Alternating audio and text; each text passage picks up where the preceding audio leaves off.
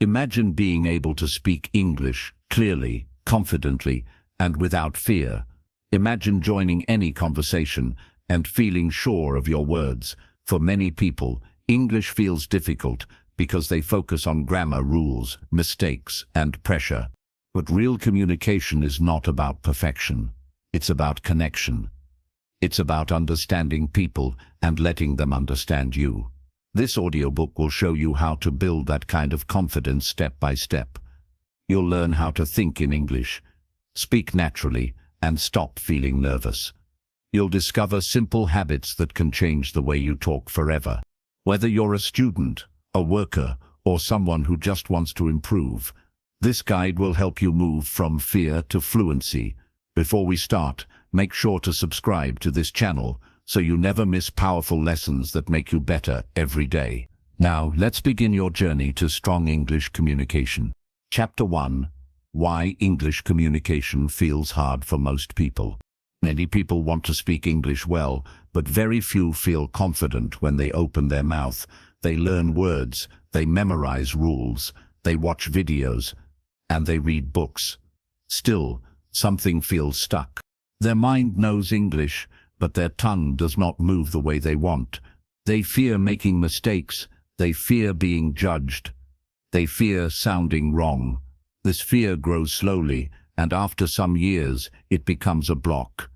This block makes English feel harder than it really is. If you have ever felt this way, you are not alone. Millions of people feel the same.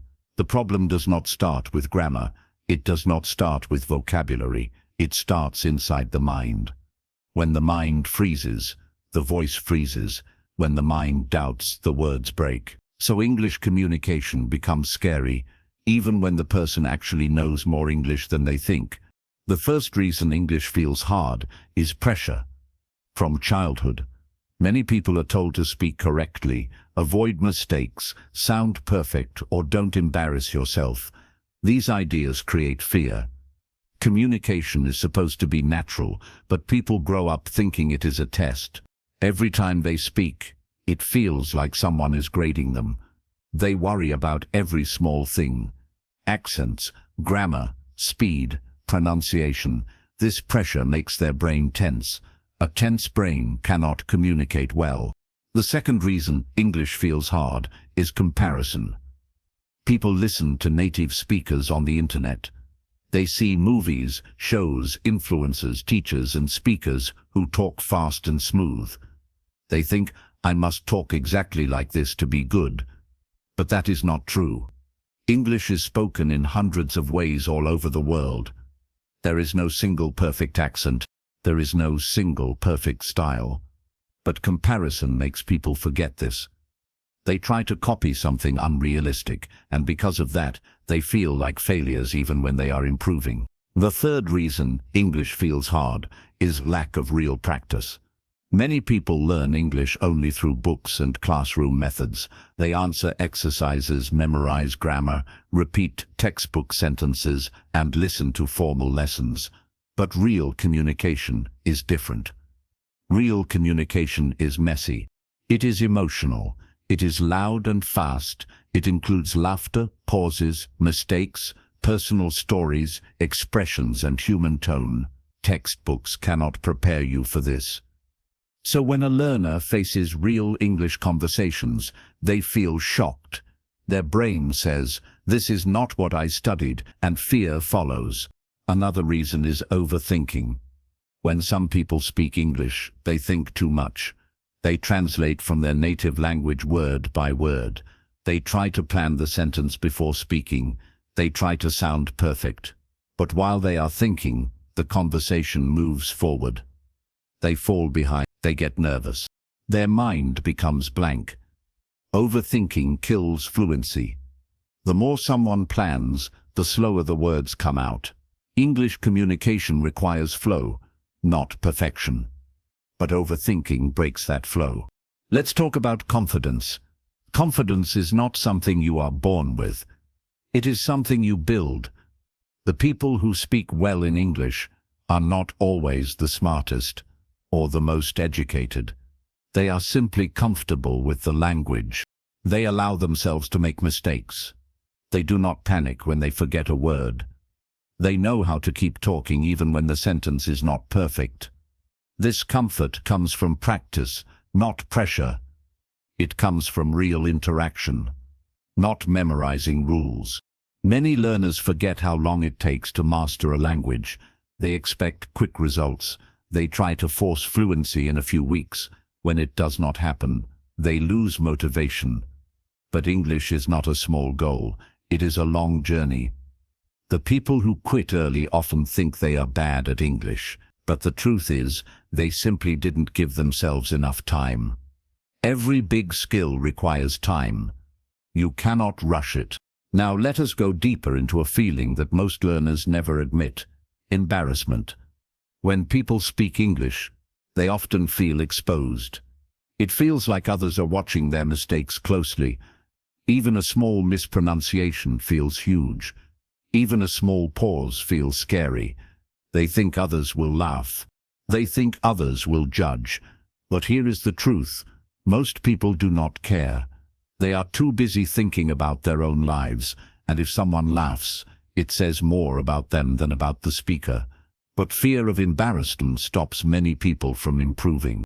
Another hidden reason why English feels hard is cultural distance. English is not just a language, it carries culture inside it. Tone, humor, expressions, and style change from place to place. A student might know grammar, but they may not understand sarcasm, friendliness, or polite forms.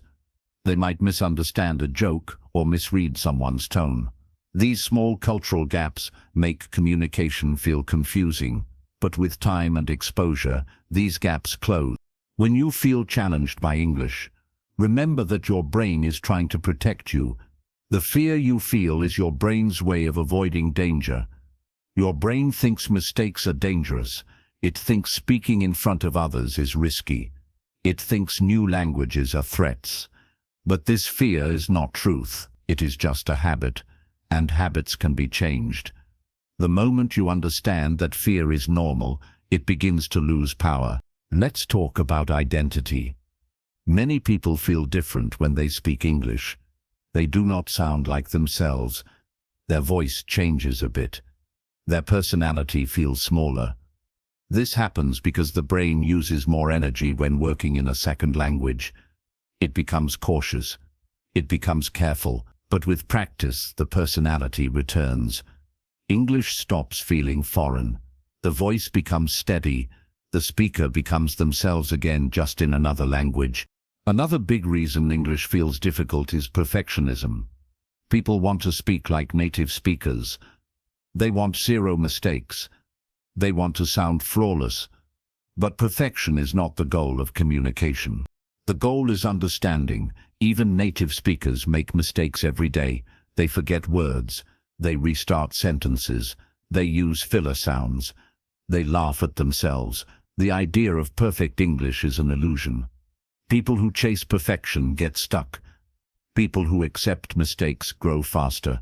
Some learners fear that their accent will block communication. But accents are not problems. Accents are identity. Every person in the world has an accent. Even native speakers have different accents from city to city. An accent only becomes a problem when the speaker believes it is. Clear communication does not require native pronunciation. It requires confidence, clarity, and comfort. Many people with accents communicate better than those who sound perfect but speak with fear. Another challenge is speed. Many learners speak slowly because they fear making mistakes. They stop too much. They pause too much. This makes communication unnatural. But when you talk to someone in real life, they do not expect perfect speed. They expect connection. They expect meaning. They expect interest. Fluency grows from comfort, not pressure. The more you relax, the faster your brain works. Let us also talk about vocabulary. Many learners think they need thousands of words to speak well, but real conversation uses simple words, clear words, natural words. Most daily English communication uses fewer than 1,000 common words. People who try to use big, complicated words often sound unnatural. They speak like textbooks, but real English is simple, clean, and human. Mastering basic words is more powerful than memorizing advanced ones. Another thing that holds people back is lack of listening practice. Speaking starts with listening. When you listen more, you speak better. You understand rhythm, tone, flow, emotions, and real-life conversation style. But many learners skip listening. They focus only on writing or reading. Then, when they hear real English, they get overwhelmed. Listening is the door to speaking. Without it, communication feels blocked. Let us talk about environment. Some people live in places where English is rarely used. They only speak English in class, or when required. They have no natural space to practice, so their brain treats English as a school subject, not a living language. Because of this, speaking feels unnatural. But if a person creates an English environment, movies, music, conversations, thinking, they improve fast. Another reason communication feels hard is emotional memory. If someone had a bad experience speaking English in the past, their brain remembers it. Maybe a teacher scolded them, maybe someone corrected them harshly, maybe someone laughed. These moments leave scars. These scars create fear, but these scars can heal through supportive practice and positive experiences. There is one more reason English feels hard. People learn passively. They watch but do not speak. They listen but do not respond. They read but do not express. Language needs action. It needs output. It needs movement. The more you speak, even with mistakes, the stronger your skills become. The people who improve the fastest are not the ones who know the most. They are the ones who use the most. Now let us shift our view. English communication becomes easy when you understand one thing. Communication is not language, it is interaction. It is about ideas, feelings, connection, and clarity. The goal is not to impress, but to express. When you switch your goal from speak perfectly to speak clearly, everything changes. Your fear drops, your confidence rises, your communication flows. English becomes easier when you stop treating it like a performance and start treating it like a conversation. Conversations are human. They are flexible. They allow mistakes. They allow pauses. They allow simple words. They allow emotions. When you stop trying to impress people, communication becomes natural. Let me tell you something important. Anyone can master English communication, not because they are talented, but because communication is a skill. Skills grow through practice, patience, and confidence. You already have the ability, you just need to unlock it. And that starts with understanding why English feels hard and how those reasons are not your fault. You are not bad at English. You are not slow. You are not weak. You are not behind. You are just human. And humans learn slowly, naturally, when they remove fear. The moment you stop fighting English and start flowing with it, you begin to improve. This chapter is only the beginning. In the next chapters, you will learn how to think in English, how to speak without fear, how to build real confidence, how to practice every day, how to sound natural, how to understand native speakers, and how to grow your communication skills step by step. Your journey starts here with awareness, honesty, and hope. English is not far from you, it is already inside you. Now let us learn how to bring it out. Chapter 2. How your mind thinks in your native language. Every person in the world thinks in the language they grew up with. It is the language of their childhood, the language of their emotions, and the language their brain uses automatically. When you think, you do not try. Words appear by themselves. Sentences form without effort. Your mind moves fast and smooth. This automatic flow is what makes communication easy in your native language. But when you switch to English, this automatic flow stops. Your brain must work harder. It must translate, adjust, and filter.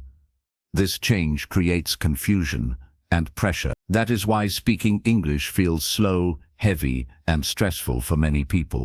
Thinking in your native language is natural because you learned it through real life. You learned it by listening to people around you. You heard conversations, jokes, arguments, stories, and emotions. You learned rhythm, tone, and meaning without studying rules. You never memorized grammar charts to speak your first language. You learned by seeing and hearing. Your brain built the language piece by piece, gently and gradually, so your native language feels like part of your identity. It lives deep inside you. But English was learned differently. Most people learn English through school methods. They learn through textbooks. They memorize rules. They repeat formal sentences. They practice in short, controlled activities. They do not learn it the way they learned their native language. They learn English in a classroom, not in real life, so English becomes a subject, not a natural tool. Because of this, the brain struggles to use English in real communication. Your brain always takes the easiest path. When you try to speak English, your brain wants to go back to your native language because it feels safe. It feels familiar. It feels quick. So your brain tries to translate. It takes the idea from your native language, converts it into English, checks for mistakes, and then pushes it out. This process happens in seconds, but it feels long. During this time, your mouth waits. Your voice pauses. Your confidence shakes. Translation slows down everything. Thinking in your native language also affects your emotions. When you speak your mother tongue, you feel relaxed. You express feelings easily. You sound natural. But when you switch to English, you feel unsure. You feel careful. Every sentence feels like a test. Your emotions get blocked. You lose flow. This emotional shift makes communication harder than it needs to be. Another problem is structure. Different languages have different sentence patterns. Some languages put the verb at the end. Some put it at the beginning. Some languages use articles. Some don't. Some languages use gender rules. Some don't. So when your brain tries to translate from your native language to English, the structure gets mixed. It feels like trying to fit a puzzle piece into the wrong shape. The sentence does not flow naturally because the brain is holding on to the patterns of your native language.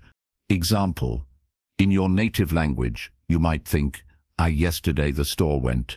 But in English, the natural order is I went to the store yesterday. Your brain tries to fix this while speaking. Because of this, you speak slowly. You pause, you lose confidence, you feel like you are struggling. But the struggle does not mean you are bad at English. It means your brain is still using your first language to process your second. This chapter is about understanding that problem deeply. When you understand how your mind works, you stop blaming yourself. You stop calling yourself weak or slow. You realize that your brain is simply doing what it has done your whole life. It is being loyal to your native language, and loyalty takes time to change. The next challenge is mental habits. Your brain has built strong pathways in your native language. These pathways are fast and automatic, but the pathways for English are small and new. They are like fresh roads. They need more traffic to become stronger. Every time you think or speak in English, those pathways grow. Every time you translate, the native language pathways grow instead. So translation keeps you stuck. Thinking in English, even with mistakes, is what builds real fluency. Let's look at how thoughts form. When you have an idea, your brain creates a mental picture. Then it chooses words to describe that picture. If English is not your main thinking language, your brain first chooses words from your native language. Then it tries to replace them with English words. But sometimes the picture does not match the English words perfectly. Some languages describe feelings differently. Some languages use metaphors that do not exist in English. So your brain gets confused. You feel stuck. This is normal. Another big challenge is emotional memory. Every language carries emotional comfort. Your native language holds your childhood, your family, your jokes, your cultural expressions. It is the language of your heart. English does not carry those memories. So English feels less emotional, less warm, less expressive. When a language feels cold, it becomes harder to speak. Your voice sounds smaller, your words feel dry. But as you practice more, English begins to gather its own emotional meaning. It becomes warmer, it becomes familiar. Thinking in your native language also creates speed mismatches. Your thoughts move fast, but English words come slowly. You feel like the English language cannot keep up with your mind. This creates frustration. You feel like you know the idea, but you cannot say it. You feel blocked, but in reality, the idea is not the problem. The processing method is. When you break the habit of translating, this block disappears. You might notice that when you are alone, you can speak English easily. You can talk to yourself in English without fear. But the moment you face another person, your native language takes over. This happens because pressure activates old habits. Under stress, the brain returns to what feels safe. Your native language feels safe, so the brain pushes English aside. That is why practicing alone is not enough. You must practice English with real people or real situations to train your brain to stay in English mode even under pressure. Another reason your mind thinks in your native language is lack of daily exposure. If you hear English only in lessons or videos, your brain treats it as a separate activity. But if you hear English all day in music, movies, conversations, thoughts, your brain begins to treat English as normal. Exposure rewires the brain. It builds familiarity. When something becomes familiar, it becomes easy. Thinking in your native language also creates emotional distance. When you speak English, you may feel like you are watching yourself from the outside. It feels like you are acting. It feels like your real personality is hidden. This is because your personality was shaped through your native language. Humor, sarcasm, confidence, attitude, style. All of these feel different in English, but as you grow more comfortable in English, your real personality returns. It simply needs time to live in another language. The biggest problem with thinking in your native language is delay. When you translate, your conversation becomes slow. The other person talks fast, but you respond slowly. You feel pressured. You lose the rhythm of the conversation. Communication is not just about words. It has a rhythm. You must keep up with that rhythm. Translation breaks the rhythm. That is why thinking directly in English feels more natural once you learn it. Now let us talk about how thoughts shape confidence. When you think in your native language, your thoughts are quick. They come in full sentences. But in English, your thoughts might come in small pieces. You might think only words, not sentences. This makes you feel like your mind is empty. You think, I have nothing to say. But that is not true. You have plenty to say. Your brain is just not used to building thoughts in English yet. Once you learn to think in English, your ideas flow clearly. Thinking in your native language also affects your emotions during communication. If your brain says, I don't know English, or I will make mistakes, you will speak with fear. But if your brain says, I can communicate, you speak with confidence. The language you think in affects the emotions you feel. This is why people who think in English sound more confident, even when their grammar is not perfect. Their mind trusts the language. Another challenge is habit strength. Your native language habit has been built over many years. Your English habit may be only a few years old. Habits take time to change. You cannot force your mind to switch quickly, but with repeated practice, your brain adapts. It slowly starts choosing English words first. At some point you will notice that simple thoughts like I am hungry, I need water, what time is it, or I should go now appear in English automatically. This is the beginning of fluency. Another thing that makes thinking in English difficult is fear of mistakes. When people think in their native language, they know they will not make mistakes. but in English, they fear mistakes. This fear slows down thought. It stops creativity. It stops flow. But mistakes are part of learning. When you stop being afraid of mistakes, your brain relaxes. When your brain relaxes, it starts thinking in English more naturally. Let's talk about internal voice. Every person has an internal voice, the voice inside their mind. This voice talks all day. It comments, plans, remembers, imagines. If you can train this voice to speak in English, even a little, your fluency will grow fast. This is because thinking is the beginning of speaking. If thoughts are in English, speech becomes automatic. If thoughts are in your native language, speech becomes slow. The reason most people struggle is because they never trained their internal voice. They only trained their speaking voice. But the internal voice is where fluency is born. When you begin to think simple thoughts in English, your brain slowly builds new pathways. These pathways make English communication smoother, faster, and more natural. Thinking in your native language also affects how you feel about yourself. When you speak your own language, you feel smart. When you speak English, you sometimes feel less smart. But intelligence does not change from one language to another. You are the same person. You have the same ideas. The language is just a tool. If the tool is new, it feels awkward, but it gets easier with use. The moment you realize that your mind thinks in your native language because it is trained that way, not because you lack skill, you gain power. You stop blaming yourself. You start working with your brain instead of fighting it. You understand that your brain is not your enemy. It is simply following old habits. And habits can change. Once your brain begins to accept English as a thinking language, everything becomes easier. Speaking becomes faster. Listening becomes smoother. Understanding becomes natural. You begin to feel like yourself in English. Your voice becomes more confident. Your personality grows into the language. You stop translating. You start communicating.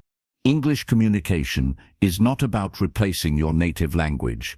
It is about adding another tool to your mind, a tool that helps you connect with the world, a tool that opens doors, a tool that builds confidence, and like any tool, it becomes powerful through practice, comfort, and familiarity. In the next chapter, you will learn how to slowly shift your internal voice into English, how to think in English naturally, without pressure and without fear. Once you master that, everything else becomes easier. Chapter 3. How to start thinking in English naturally. Thinking in English is one of the most important steps toward mastering communication. When you think in your native language, everything feels slow. You translate, you pause, you feel nervous. But when your thoughts start happening in English, speaking becomes easy and natural. You stop forcing words. You stop struggling to express yourself. The language begins to flow because your mind accepts English as a normal part of daily life. This change takes time, but it is possible for anyone. The key is to begin in simple ways and let the mind adjust gently. Most people believe that thinking in English means forming perfect English sentences inside their head.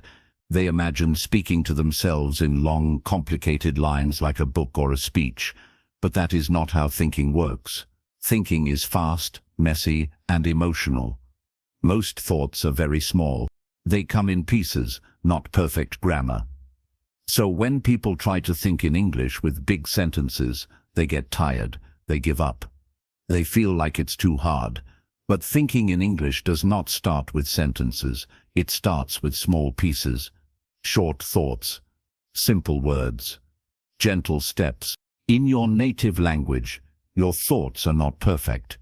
You don't think with long, clean sentences. You think in fragments. You think in images. You think in emotions. The same should happen in English. If you try to think too formally, your mind will feel the pressure. But if you start small, your mind adapts much faster. The mind likes things that feel easy. It builds habits through repeated small steps, not through pressure. Thinking in English begins with everyday life. When you wake up, you can think small thoughts in English.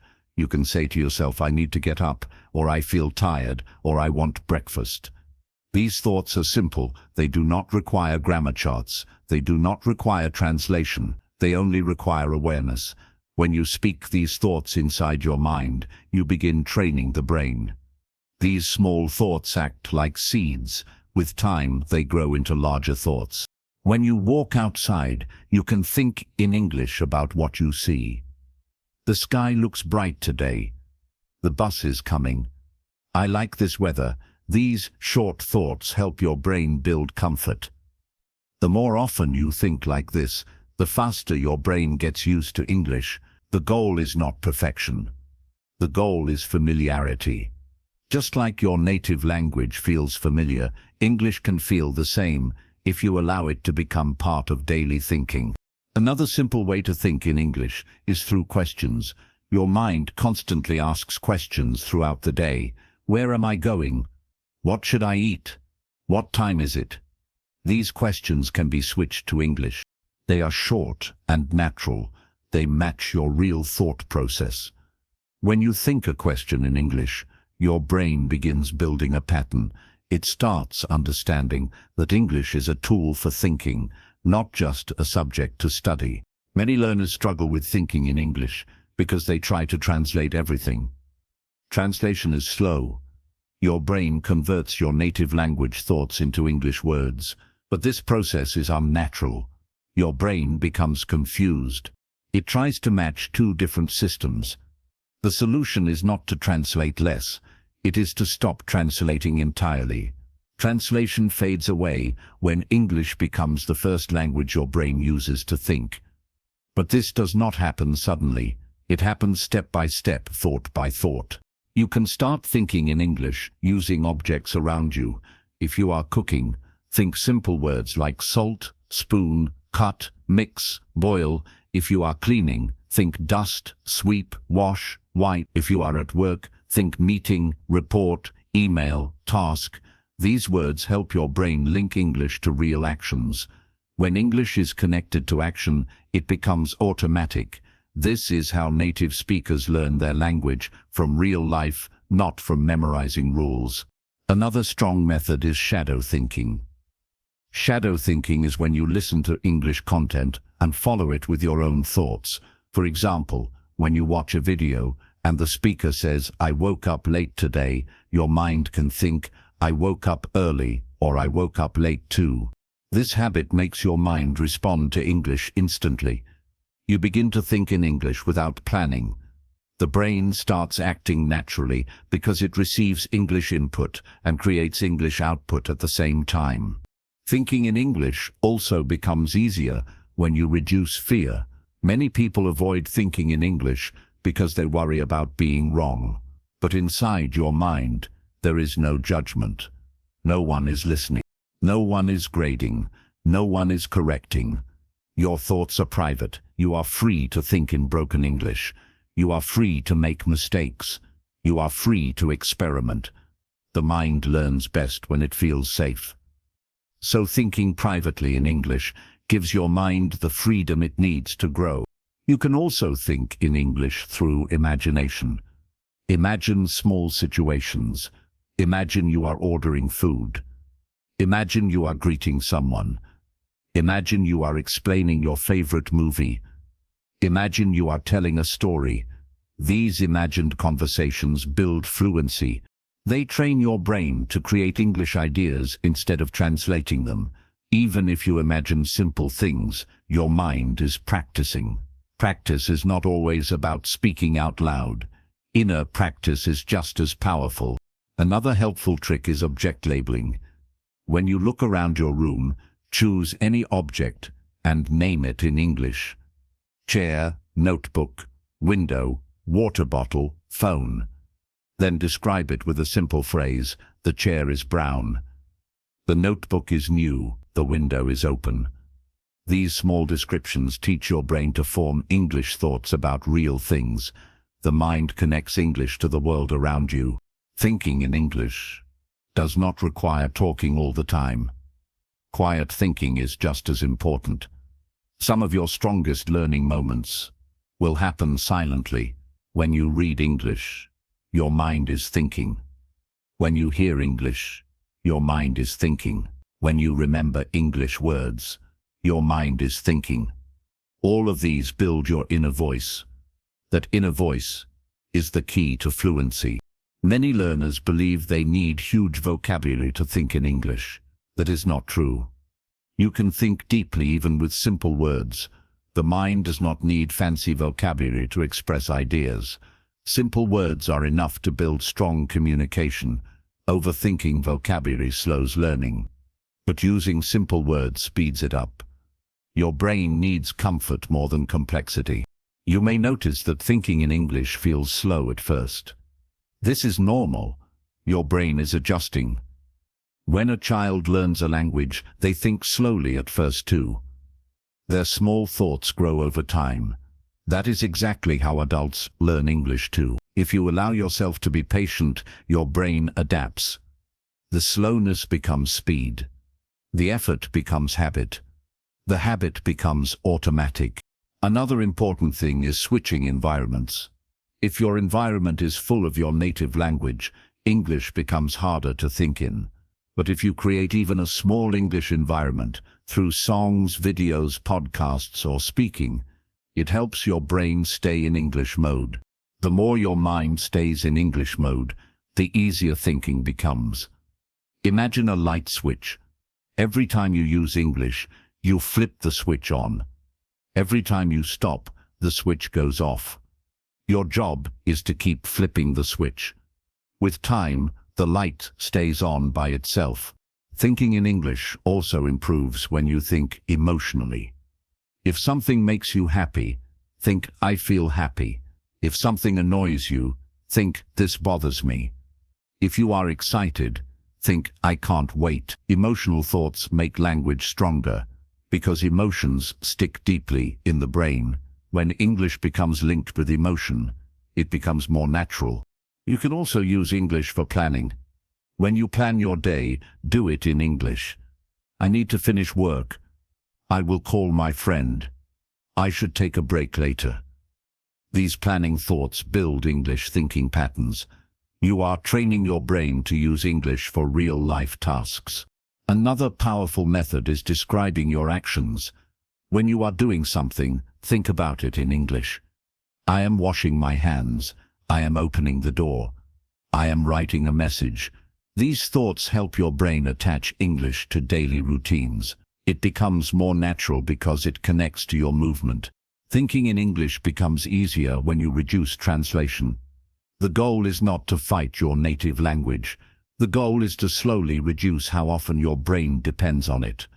Translation is like training wheels on a bicycle. It helps at first, but it must be removed for smooth riding. When you stop translating, your English communication becomes free. Another reason thinking in English helps is because it reduces gap time during conversations. When you translate, you create a gap between thought and speech. But when you think in English, the gap disappears. Words come faster. Sentences form quickly. You sound more confident. Communication feels natural, not forced. The mind learns through repetition. The more you think small English thoughts, the more familiar they become. Familiarity becomes confidence. Confidence becomes fluency. This is how the brain rewires itself, slowly, through gentle, repeated exposure. You do not need to force it, you only need to continue. The feeling of thinking in English is unique. At first it feels strange, then it becomes interesting, then it becomes easy, then it becomes natural. At some point you will think something simple like I need water or I am tired, and you will realize the thought came in English automatically. That moment is a sign of progress. It means your brain has started accepting English as a thinking language. The more often this happens, the more fluent you become. Your brain starts trusting English. It stops resisting. It stops going back to your native language every time. It begins creating English thoughts, even when you are not focused. This is the stage where speaking becomes fast and comfortable. You stop searching for words. Words come to you. Thinking in English also reduces fear of speaking. When your brain thinks in English, your mouth follows. You no longer struggle to combine thoughts and speech. They work as one. You communicate the way you communicate in your native language, naturally. Remember, thinking in English is not about sounding perfect. It is about building comfort.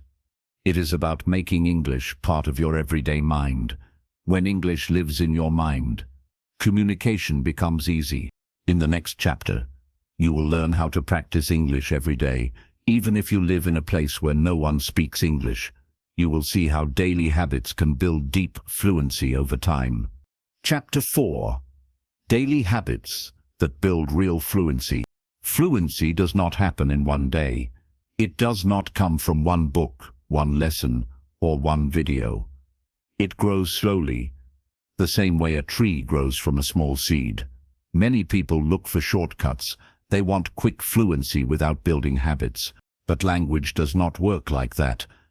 If you want strong English communication, you need daily habits that train your brain gently, consistently, and naturally. These habits do not require long study hours. They only require small actions repeated every day. The key is consistency, not intensity. Most people think they need to study for hours to improve their English. They believe that long study sessions will make them fluent faster. But the brain does not learn language through pressure.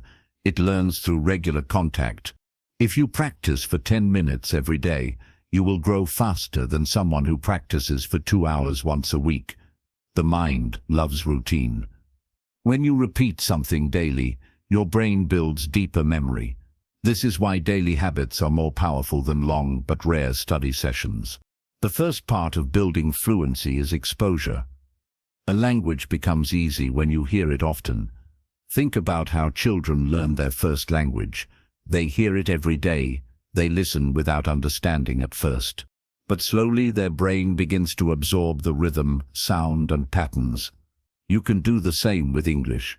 Even if you do not understand everything, listening builds familiarity. You begin to feel the rhythm of English. You begin to understand tone and flow. Your ears adjust first, and the brain follows. Exposure can be simple. You can listen to English while cooking, cleaning, or walking. You can play English podcasts, YouTube videos, songs, or stories in the background. You do not need to understand every word. The goal is to make your brain comfortable with the sound of English. The more your brain hears English, the less foreign it feels. And when it feels natural, speaking becomes easier. The second part of fluency is output, using the language. Many learners spend years only listening and reading. They understand English well, but when they try to speak, they feel stuck. This happens because the brain has input but not output practice. Speaking is not only about knowing words. It is about training your mouth, your memory, and your speed. If you want to speak well, you must use English daily, even if you have no one to talk to. One strong daily habit is speaking to yourself. Some people feel shy doing this, but it is one of the most powerful tools. You can talk about your day. You can describe what you are doing. You can explain your thoughts. You can imagine small conversations. When you speak to yourself, your brain gets used to producing English. Without fear, you learn to combine words freely. You learn to speak without thinking too much, and over time, you begin to sound natural. Another habit is reading out loud. When you read silently, only your mind works. But when you read out loud, your mouth, tongue, and voice also practice. This builds muscle memory. Your pronunciation improves. Your confidence grows. You become more comfortable hearing your own English voice. Reading out loud also helps your brain connect spoken and written English. Another simple habit is short journaling. You do not need to write a long essay. Even 2 to 3 sentences are enough. You can write about your day, a thought, a feeling, or something you learned. Writing builds clarity. It helps your mind form English sentences slowly and calmly. When you write daily, your brain gets used to expressing ideas in English. and this makes speaking easier. One of the most powerful habits is thinking in English, which you learned in the previous chapter. But thinking becomes stronger when combined with daily habits. For example, after watching a video, think about what you understood. After finishing a task, think about it in English. When you plan your day, think your plan in English. These small habits change the way your brain processes language. Another helpful habit is repeating phrases from native speakers. When you hear someone say something that sounds natural, repeat it. Your brain learns through imitation. This is how children learn. They copy words and phrases from adults. You can do the same. You can repeat phrases from movies, interviews, or conversations. This helps you sound natural and confident. Practice does not have to be serious all the time. It can be fun. You can watch movies you love, shows you enjoy, or YouTubers you find interesting. Fun exposure is powerful because it keeps your mind relaxed. When you enjoy the content, your brain learns faster. You do not feel pressure. You learn without realizing you are learning. This is the best kind of habit. Another daily habit that builds fluency is small conversations. Even if you do not have English-speaking friends, you can look for short interactions. It could be a quick chat with someone online. It could be a small message in English. It could be joining an online community. You do not need long conversations. Even a few lines each day train your brain to use English with real people. Some people avoid speaking because they fear mistakes. But making mistakes is a sign that you are learning. Every time you make a mistake, your brain adjusts. It learns the correct way. It builds memory. Mistakes are not obstacles. They are steps. If you want fluency, you must allow yourself to speak imperfect English. Imperfect English improves. Silent English does not. Another habit is repeating what you hear. When you listen to something, pause and repeat the sentence. This helps your pronunciation and rhythm. It also teaches your mouth how English words move together. English has a special flow. Words connect, sounds mix. When you repeat, you learn this flow naturally. Another helpful habit is describing things around you in simple English. If you see a tree, think the tree looks tall. If you see your phone, think my phone is charging. If you see food, think this looks delicious. These small descriptions train your brain to express thoughts quickly.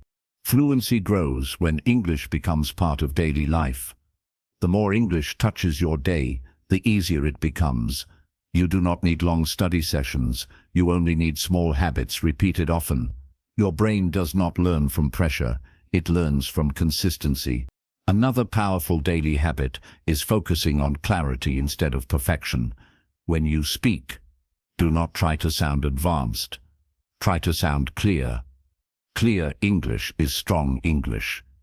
When you speak slowly and clearly, you build confidence. Confidence builds fluency. Perfection creates fear. Fear blocks fluency. Always choose clarity over perfection. Another habit is learning natural expressions. Native speakers use short, simple phrases in daily conversation. When you learn these, your communication becomes smoother. You do not need to memorize thousands of words. You only need strong, everyday phrases. Using these daily helps your brain communicate with flow. One more habit is giving yourself English moments. These are small times during the day when you switch completely to English. You can choose a 5-minute window where everything you think or say is in English.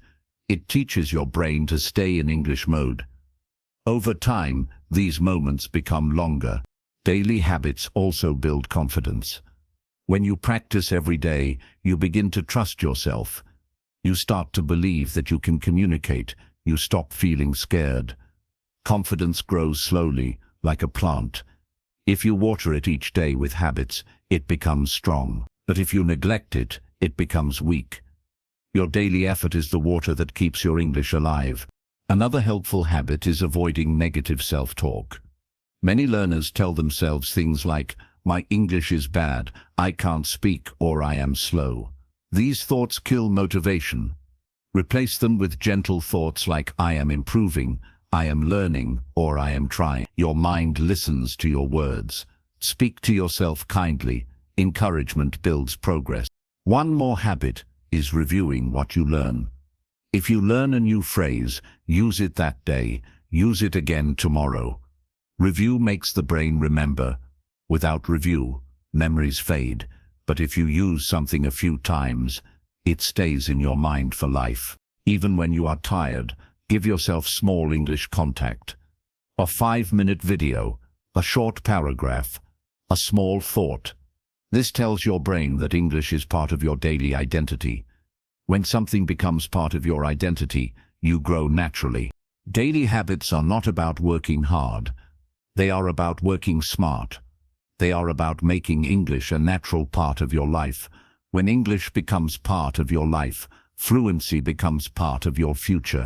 In the next chapter, you will learn how to build confidence while speaking, how to stop fear from controlling your voice, and how to speak freely even when you do not sound perfect yet. Chapter 5: How to build confidence while speaking. Confidence is the heart of communication. You can know grammar, vocabulary, rules, and pronunciation, but if you do not have confidence, your voice will shake, your mind will freeze, and your words will disappear. Many people do not struggle with English. They struggle with confidence. They do not fear the language. They fear being judged, corrected, or misunderstood. When this fear controls the mind, communication becomes difficult. But confidence can be built, even if you feel shy, nervous, or unsure. It is not something you are born with. It is something you learn, like any other skill. Let us start by understanding where the fear comes from. Most people develop speaking fear in school. They remember moments when a teacher corrected them sharply, or when classmates laughed at their mistakes. These memories stay inside the mind like old wounds. Even years later, the fear returns when they try to speak English. The mind whispers, "What if I make a mistake again?" This small thought becomes a heavy weight, and confidence drops. The truth is, the problem is not English, it is the memory of embarrassment. Another source of fear comes from comparison. When learners hear native speakers or confident speakers, they feel small. They think, "I can never speak like that," or "My English sounds bad." But comparing yourself to someone who has used English from birth is unfair. They grew up with the language. You did not. Your journey is different. Your progress is different. Comparison kills confidence because it makes you forget your own strengths. Confidence also breaks when people expect perfection. They think every sentence must be perfect. They believe mistakes are failures. But perfection creates pressure, and pressure blocks communication. If you try to speak perfectly, your brain becomes tense. Your words become trapped. But if you accept mistakes as part of learning, you relax. A relaxed mind speaks better than a perfect mind. The more you relax, the more confident you sound. Let's talk about voice. Many learners feel shy when they hear themselves speak English. They think their accent sounds strange. They think their voice sounds weak. But your voice is part of your identity. It is not a problem. The world is full of accents. People from different countries speak in their own unique way. An accent shows where you come from. It does not show your intelligence or ability. The moment you stop criticizing your own accent, your confidence begins to rise. Confidence grows through action. The more you speak, the easier it becomes. At first, your voice may feel shaky, you may feel nervous, but every time you speak, you teach your brain that speaking is safe. You show your mind that nothing bad will happen. Slowly, fear loses its power. Confidence is not built by thinking. It is built by doing. Even if you speak imperfectly, you are building strength. One powerful way to build confidence is by speaking to yourself. This may feel strange at first, but it is extremely effective. When you speak to yourself, there is no fear of judgment. You can practice freely. You can try new words. You can make mistakes without worry. Your voice becomes familiar to you. Many confident speakers started by speaking alone before speaking to others. This step creates a private space for growth. Another way to build confidence is by practicing small conversations. You do not need long, deep talks. Even short exchanges help your brain learn that English communication is safe. You can talk to a friend who understands your journey. You can message someone online. You can greet people, ask small questions, or respond with simple sentences. These tiny steps create strong confidence over time. Confidence also grows when you stop fearing silence. Many learners panic when they do not know what to say. They feel like they must respond instantly, but even native speakers pause. They stop to think. A short pause is not a mistake. It is normal communication. If you allow yourself to pause, you stay calm. A calm mind speaks better than a rushed mind. Another important part of confidence is clarity. You do not need big words to sound confident. Simple English spoken clearly sounds powerful. Speak slowly. Speak clearly. Speak with intention. When your message is clear, people understand you. Communication is not a race. You do not win by speaking fast. You win by being understood. Many learners fear being corrected. They feel embarrassed when someone points out a mistake, but correction is not an attack. It is a gift. It helps you grow. Even native speakers get corrected. If someone corrects you kindly, accept it with gratitude. If someone corrects you rudely, ignore their tone and keep learning. Your confidence should not depend on others' behavior. Confidence is built from inside, not outside. Another thing that hurts confidence is negative self-talk. When you tell yourself, "I can't," "I'm bad at English," or "I sound stupid," your brain believes you. These thoughts weaken your confidence. Replace them with gentle thoughts. Say to yourself, "I am learning, I am improving, I can communicate." Your mind listens to your words. Speak to yourself with kindness, and confidence will grow naturally. Confidence also grows when you celebrate small wins. Many people only see their mistakes. They ignore their progress. But progress is everywhere. Maybe you understood a sentence today that you could not understand yesterday. Maybe you used a new word. Maybe you spoke confidently for a moment. Celebrate these moments. They are proof that you are improving. Small wins build strong confidence. Another way to build confidence is by creating safe environments. Choose people who support your learning. Surround yourself with encouraging voices. Avoid people who laugh at your mistakes or make you feel small. The people around you influence your confidence. Choose wisely. Let us talk about body language.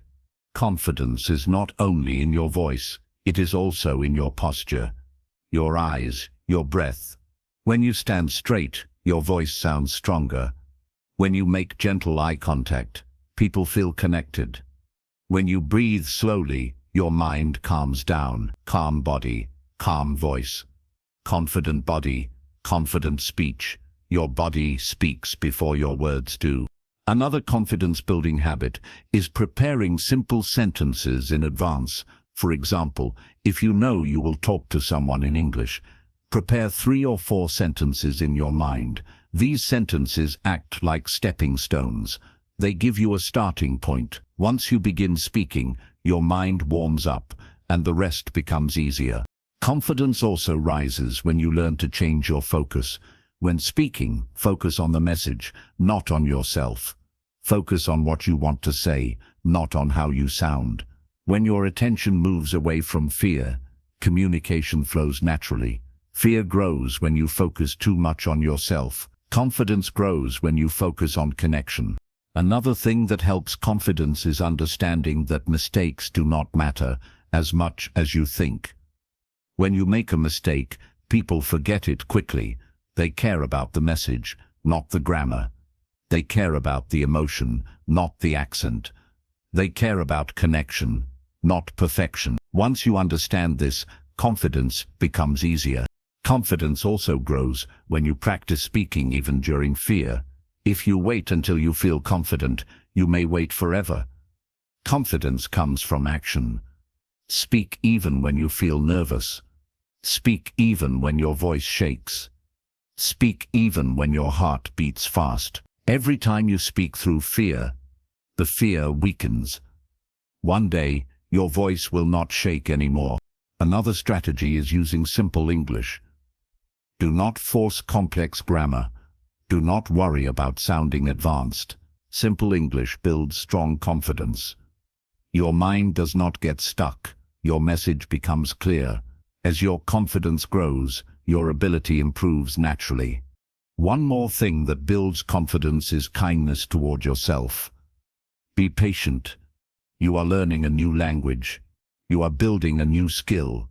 It takes time. You will improve. You are improving already. Do not rush. Do not punish yourself for mistakes. Treat yourself the way you would treat a friend who is learning, with patience, encouragement and care. Let us talk about emotional freedom. When you speak English, your emotions show through. If you feel relaxed, your voice opens. If you feel tense, your voice closes. Emotional freedom comes from accepting who you are. Do not pretend to be perfect. Do not pretend to know everything. Speak honestly. Be yourself. The more natural you feel, the more confident you become. Confidence also grows when you practice speaking about familiar topics. Start with things you know well. Your day, your hobbies, your plans, your memories. Familiar topics reduce fear. They help your brain focus on the language instead of the idea. Slowly, expand to harder topics. Step by step. If you want to build confidence fast, watch how children learn. They speak without fear. They make mistakes. They laugh. They try again. They enjoy the process. Adults often focus too much on correctness and forget to enjoy learning. If you bring joy into your practice, confidence becomes natural. Confidence is also connected to your belief in your ability. If you believe you can learn, you will. If you believe you cannot, your mind resists. Your belief shapes your progress. Trust yourself. Trust your journey. Trust your brain. It is capable of learning more than you think. There will be days when you speak well and days when you struggle.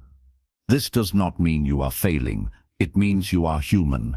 Language learning is not a straight line. It has ups and downs, but if you keep going, your confidence grows stronger each day. The more you speak, the easier speaking becomes. The more you practice, the less fear controls you. The more you trust yourself, the more fluent you become. Confidence is a slow but steady rise. It builds quietly, one moment at a time. One day, you will speak English without thinking. You will join conversations without fear. You will express your thoughts freely, and you will look back and realize how far you have come. In the next chapter, you will learn how to sound natural, not textbook-like, how to build real spoken fluency that matches authentic everyday English. Chapter 6. How to sound natural, instead of textbook-like. When people learn English from school, they learn it in a very formal way. They memorize grammar rules, they repeat perfect sentences, and they practice conversations that do not sound like real life. This creates a strange problem. When they try to speak English with real people, they sound stiff. They sound too formal. They sound like a textbook. Real English does not sound like that. Real English is relaxed, simple, expressive, and full of emotion. If you want to sound natural, you need to understand how everyday English works. It is not about speaking fast or using big words. It is about sounding human. Let us begin with something simple. In school, you were taught sentences like "I would like to go to the store," or "I am unable to attend the event today." These sentences are correct, but they sound too formal for daily speaking. In real life, people say, "I want to go to the store," or "I can't come today." Natural English uses short, simple forms. It removes unnecessary words. It feels light and easy. When you try to speak like a textbook, you sound distant. But when you use simple forms, you sound friendly and natural. Natural English is full of contractions. Contractions are short forms like I'm, you're, there, don't, can't, and won't. These are used all the time in real conversation. If you avoid contractions, you sound unnatural. For example, saying I am not able to do that sounds too formal, but saying I can't do that sounds natural. Your goal is not to sound like a book. Your goal is to sound like a person. Humans use contractions every day. Another important part of natural English is rhythm. Native speakers do not speak in straight, even sentences. They change their tone. They stress some words and soften others. Their sentences go up and down like waves. School English often sounds flat. It sounds like someone reading. Natural English sounds alive. You can practice this by listening to native speakers. Notice how they change their voice. Notice how their sentences flow. When you copy this rhythm, you sound more natural without even trying hard. Natural English also uses fillers. Fillers are small sounds like well, like, and These sounds are not mistakes. They help speakers think. They make the conversation feel real. Textbooks teach you to avoid fillers, but real English includes them. You do not need to use a lot of fillers, but using a few makes you sound more relaxed and human. For example, saying, well, I think it's okay sounds more natural than saying I think it is okay. Another difference between textbook English and natural English is choice of words. Textbooks often use big or formal vocabulary, but real conversation uses simple words. For example, textbooks may say consume, but people say eat. Textbooks say assist, but people say help. Textbooks say purchase, but people say buy. When you speak using simple words, you sound natural and confident. Using big words does not make you sound smart, it makes you sound uncomfortable. Real fluency is simple. Natural English also uses expressions and phrases that textbooks rarely teach. These are things native speakers say all the time. Phrases like no worries, hang on, I get it, sounds good, and give me a sec. When you use these naturally, your speech feels alive. You do not sound like someone repeating lessons.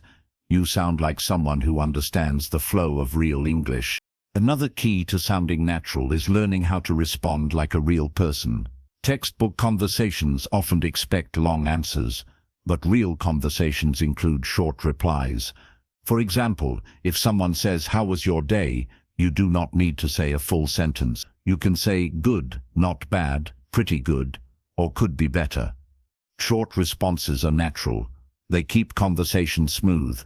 Many learners think they must give long answers to sound fluent, but short answers are common and natural. Real English also uses connected speech. Connected speech means words linked together. For example, want to becomes wanna, and going to becomes gonna. These are not slang, they are natural speech patterns. You do not need to use them all the time, but understanding them helps you sound more natural. It also helps you understand native speakers better. Natural English uses emotion. In daily conversation, people laugh, sigh, pause, smile, and show their feelings through their voice. Textbook English has no emotion. It is neutral, but real English communicates mood. If you sound stiff, people may think you are not comfortable or confident. Try to let your natural emotion come through. If something surprises you, show surprise. If something excites you, show excitement. Your voice is not just a tool for words. It is a tool for feelings. Another important part of sounding natural is learning small talk. Small talk is short, light conversation that people use to connect. Things like, "Nice weather today," "How's it going?" or "What's new with you?" These small lines help people feel comfortable. In many cultures, small talk is not common, but in English-speaking cultures, small talk is important. If you ignore small talk, you may sound cold or disconnected. When you know how to make small talk, you sound friendly and natural. You can also sound more natural by using softening phrases. Native speakers often soften their sentences to sound polite. Instead of saying, "Give me that," they say, "Could you hand me that?" Instead of saying, "I need help," they say, "Can you help me for a second?" When you use softening phrases, you sound more natural and polite. This helps build comfort in conversation. Another big part of natural English is listening. You cannot sound natural if you only practice speaking. Listening teaches you how real conversations look and feel. When you listen, you hear tone, rhythm, expressions, and reactions. You begin to understand how people use English in different situations. You learn what sounds too formal and what sounds natural. Your brain begins to copy what it hears. This is how children learn. Listening is the foundation of natural speech. Natural English also includes mistakes. Native speakers make mistakes all the time. They repeat words, they restart sentences, they say something wrong and then correct it. Mistakes are part of natural speech. When you try to speak perfectly, you sound unnatural. When you allow yourself to make small mistakes, your speech becomes more real. The goal is communication, not perfection. Let's also talk about speed. Many learners think speaking fast makes them sound natural, but speaking fast often makes communication worse. It creates tension. It makes your pronunciation unclear. Natural English is not fast. It is comfortable. Speak at a speed where you can think clearly. When your sentences are clear, people understand you easily. And when people understand you, you sound confident. Fluency is clarity, not speed. Another part of sounding natural is reacting naturally. When someone says something funny, laugh. When someone tells a story, show interest. When you listen actively, you connect better. Natural conversation is not just speaking, it is reacting. Reactions show that you understand and care. They make conversation smooth and friendly. You can also sound more natural by using short connecting words. Words like so, then, anyway, actually, basically, honestly, and well help the conversation flow. These connectors are used all the time in English. They make your speech sound smoother. They help you move from one idea to another without sounding too formal. Natural English also includes thinking sounds. These are sounds like ah, aha, and oh really. They show that you are thinking or listening. Textbooks never teach these, but real conversations are full of them. Including these small sounds can make a big difference. Another important idea is understanding when to stop. Many learners talk too much because they are afraid of silence. But natural conversation has pauses. It has moments of quiet. If you talk too much, you may sound nervous. Natural speech has balance. You speak, you listen, you react. When you learn to balance, you sound more confident. You can practice sounding natural by shadowing. Shadowing means listening to a native speaker and repeating exactly what they say, including their tone and rhythm. You do not need to copy their accent. Just copy their flow. This teaches your brain and mouth how natural English moves. With time, you begin to speak more smoothly. Another helpful practice is watching real conversations instead of formal lessons. Interviews, vlogs, casual discussions, and podcasts show how people actually talk. These teach you things textbooks never show. You learn natural expressions, real reactions, and authentic tone. The more you hear real English, the more natural your speech becomes. Remember, sounding natural does not mean sounding like a native speaker. It means sounding comfortable, confident, and real. You do not need a perfect accent. You do not need advanced vocabulary. You only need clarity, simplicity, and flow. Natural English is not one specific style. It changes with culture, personality, and environment. Your natural style may sound slightly different from someone else's. That is normal. You do not have to copy anyone perfectly. You only have to find your own comfortable way of speaking. That comfort builds confidence. One day, you will speak English without forcing it. Your sentences will come naturally, your voice will feel relaxed, your rhythm will match real conversation, and you will realize that you no longer sound like a textbook. You sound like yourself, communicating in a new language.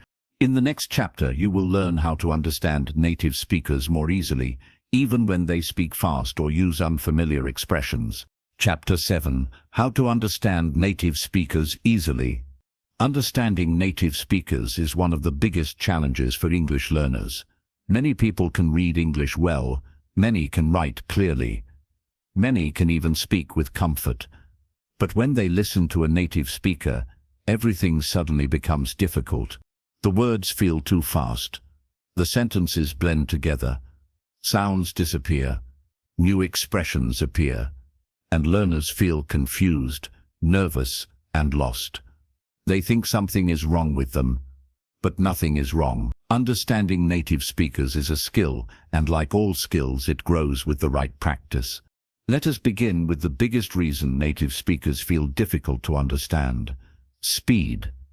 Native speakers do not speak slowly unless they are teach.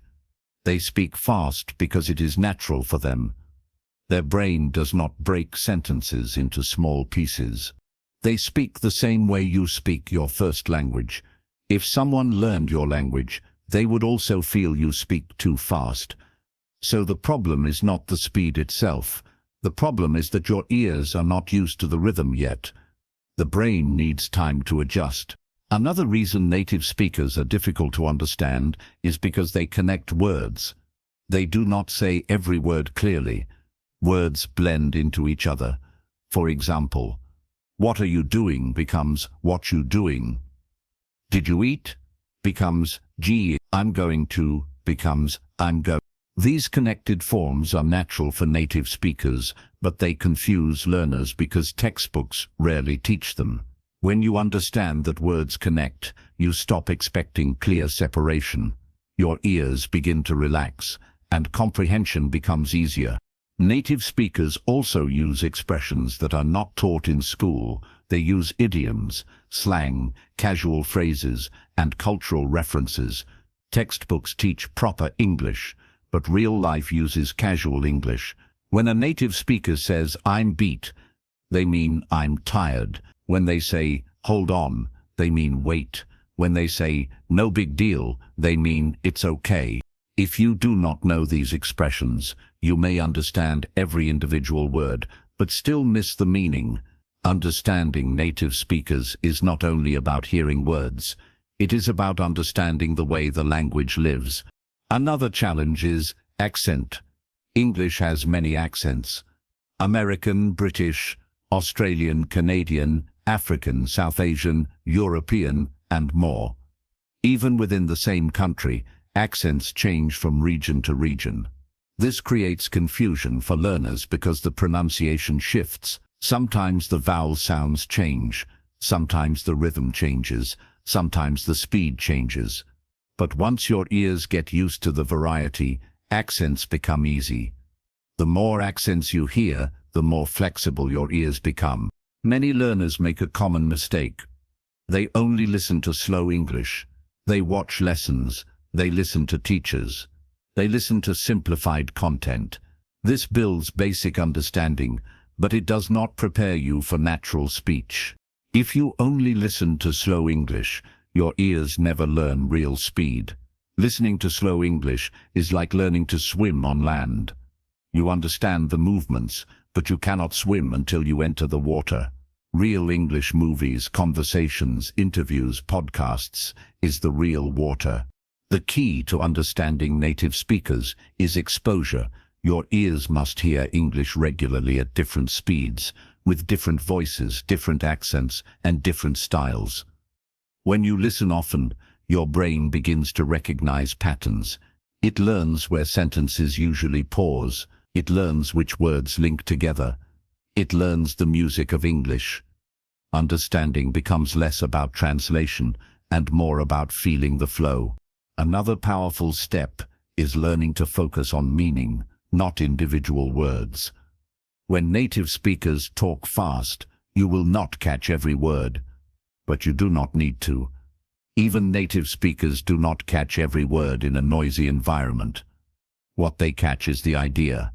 They listen for the key words, not all the words. For example, if someone says, "Hey, I was wondering if maybe you could help me with something real quick," you do not need to hear every word.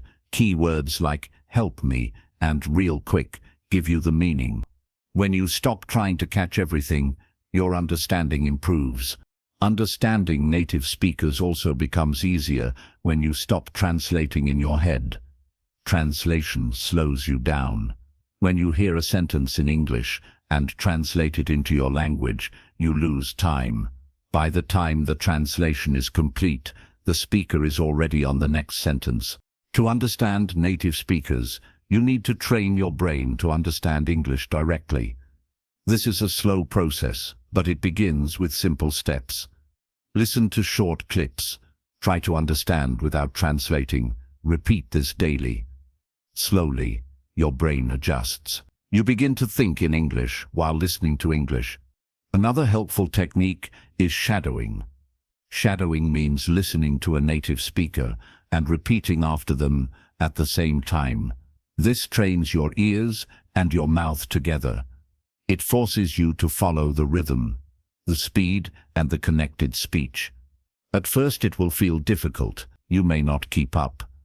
But after a few weeks, you will notice a change.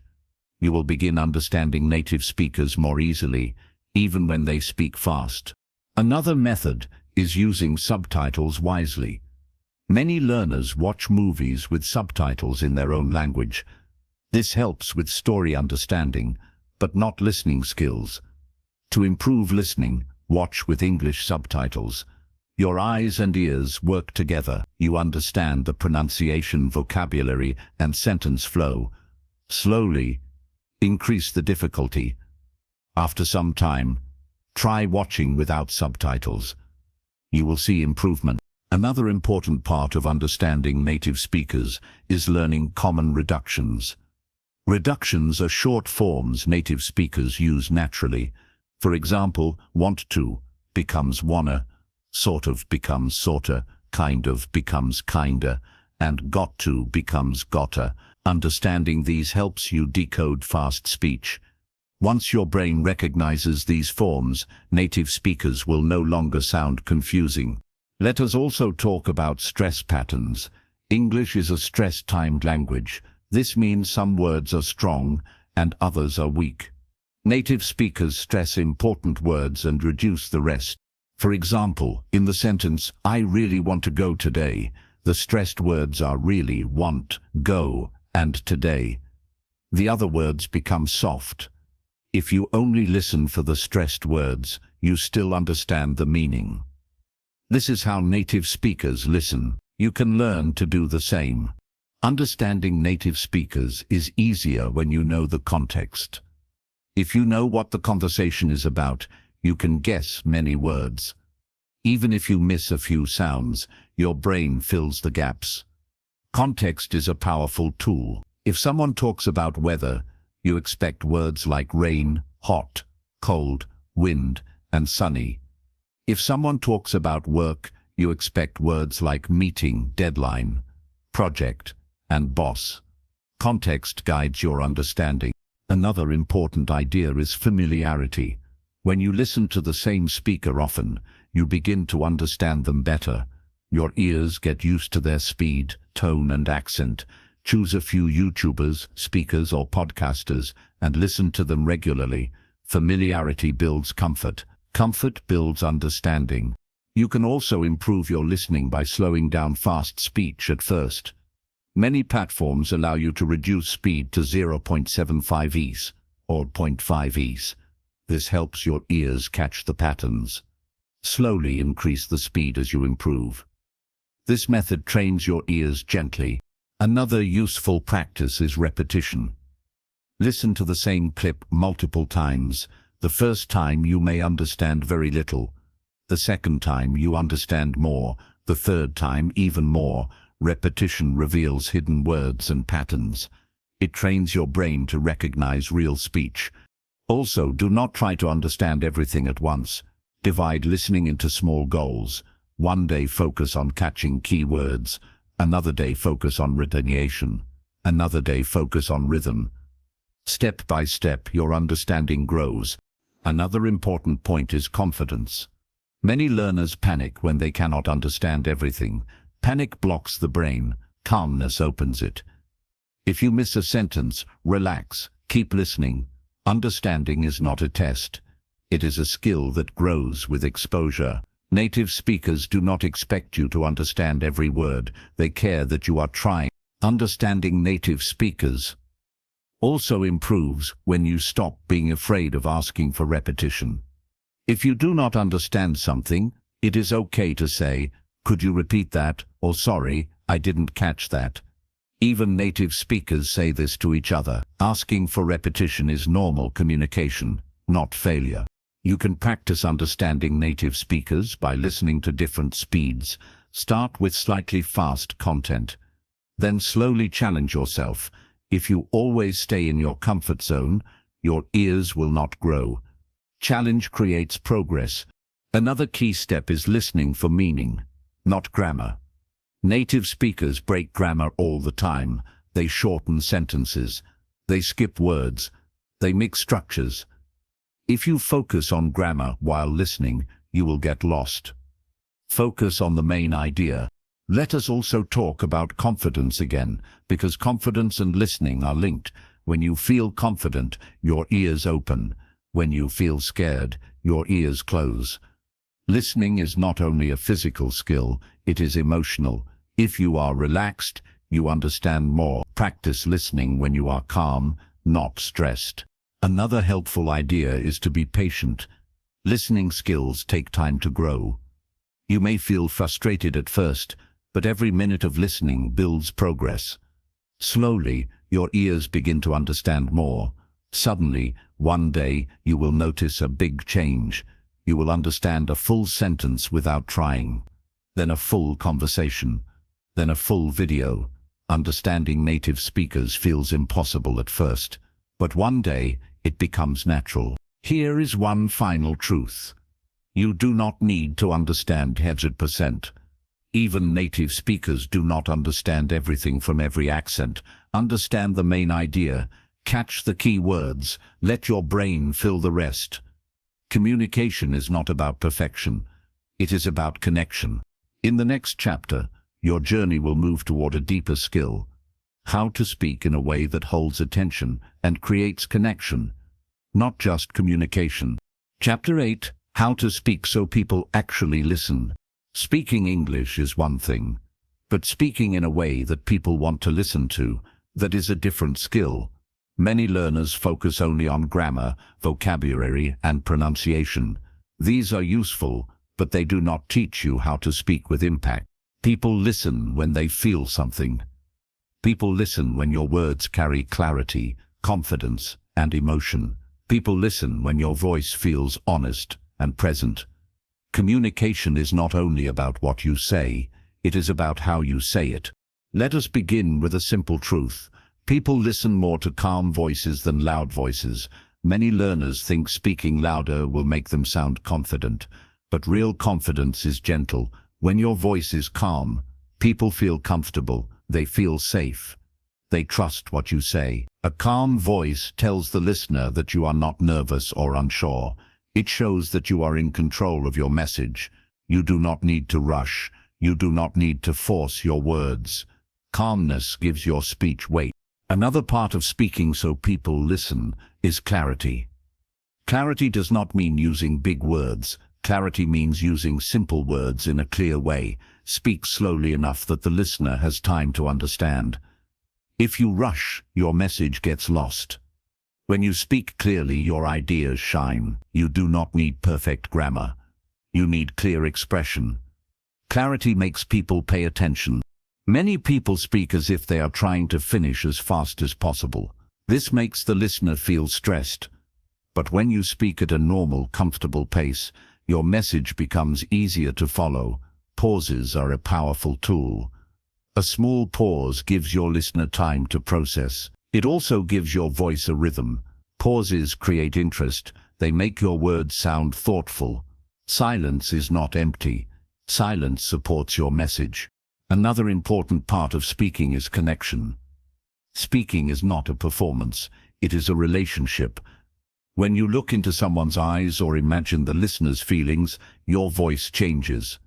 It becomes warmer, it becomes more present. Even in audio, the listener can feel your focus. They can feel your energy.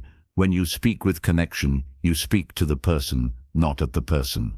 People also listen more when your voice carries emotion.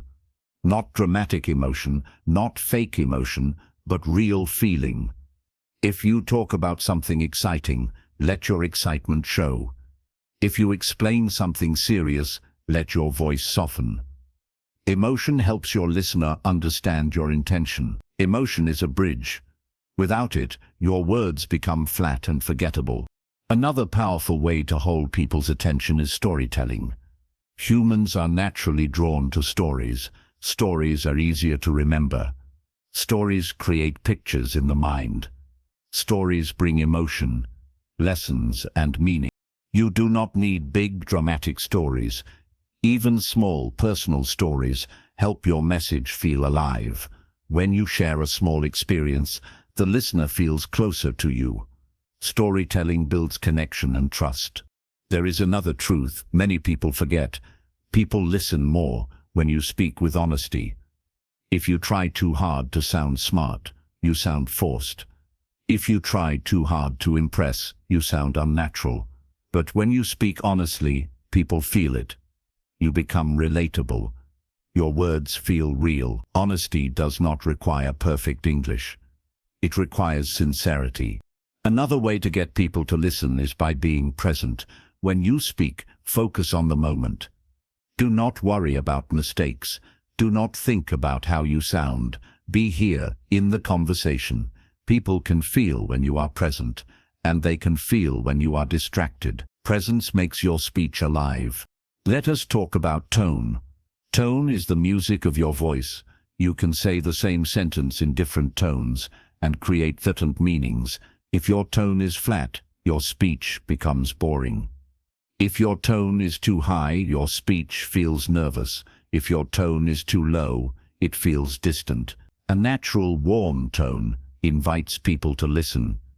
You can practice tone by reading out loud. Let your voice rise and fall gently. Let your words breathe. Another important idea is emphasis. Emphasis means giving extra strength to certain words. This shows the listener what matters most.